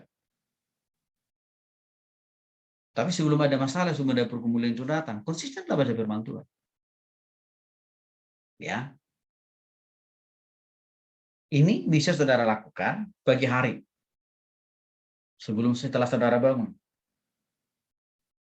Ya, ini juga saya lakukan dulu. Pagi hari setelah saya bangun, saya langsung cuci muka, sikat gigi, baca Alkitab dulu. Malamnya, sebelum belajar, mengerjakan tugas, saya awali lagi dengan baca firman Tuhan. Oke. Itu masalah tetapkan waktunya. Jadi harus konsisten dengan waktu. Ya. Jangan baca firman Tuhan waktu saudara ngantuk. Itu namanya tidak lagi saudara menghormati Tuhan itu. Tapi bacalah firman Tuhan itu lagi waktu saudara masih segar. Itu tadi kan waktu bangun pagi hari kan. Nah malam hari setelah saudara makan kan, sebelum mengerjakan tugas, baca firman Tuhan, itu namanya baru menghormati Tuhan. Kalau saudara baca firman Tuhan, nanti setelah mau tidur, namanya saudara nggak menghormati Tuhan. Ya, durasi waktunya berapa lama Pak Tony? Ya minimal 30 menit lah. Kok bisa lama ya Pak? Lah, kan dalam membaca firman Tuhan itu kan ada doa dulu, ada pujian dulu dalam hati, kan gitu. Saudara, kalau saudara mau baca Alkitab, jangan baca Alkitab secara acak atau pakai simsalabim. Tapi baca Alkitab itu secara berurutan. Sebagai pemula lebih baik dari perjanjian baru dulu, Matius, Markus, Lukas, Yohanes sampai dengan Wahyu. Mengapa? Supaya saudara bisa paham dulu kronologis isi perjanjian baru. Baru setelah itu nanti saudara bisa memulainya lagi dari kitab Kejadian. Saudara-saudara dikasih oleh Tuhan Yesus Kristus. Waktu saya konsisten baca firman Tuhan, saya katakan tadi, pagi dan malam hari.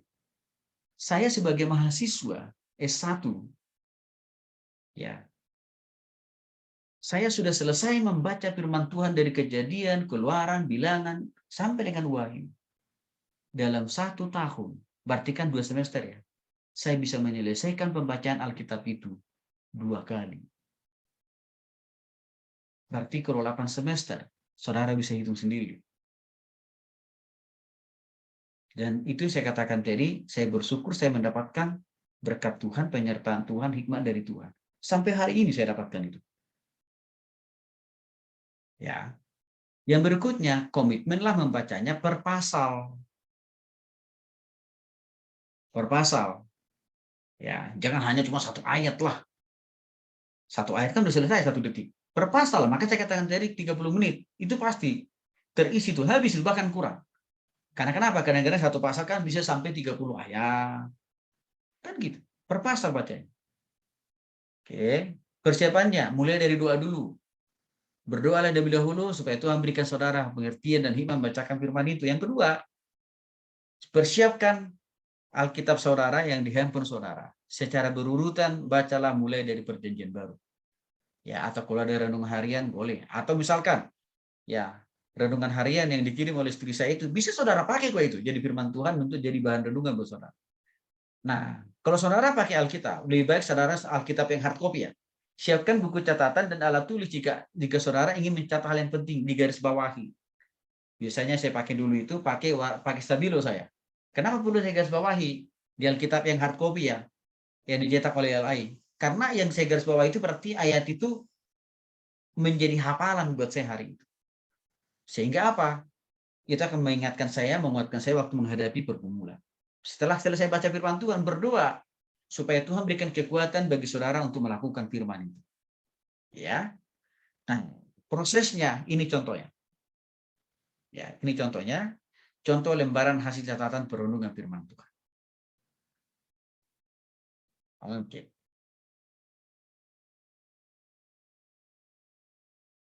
Baik.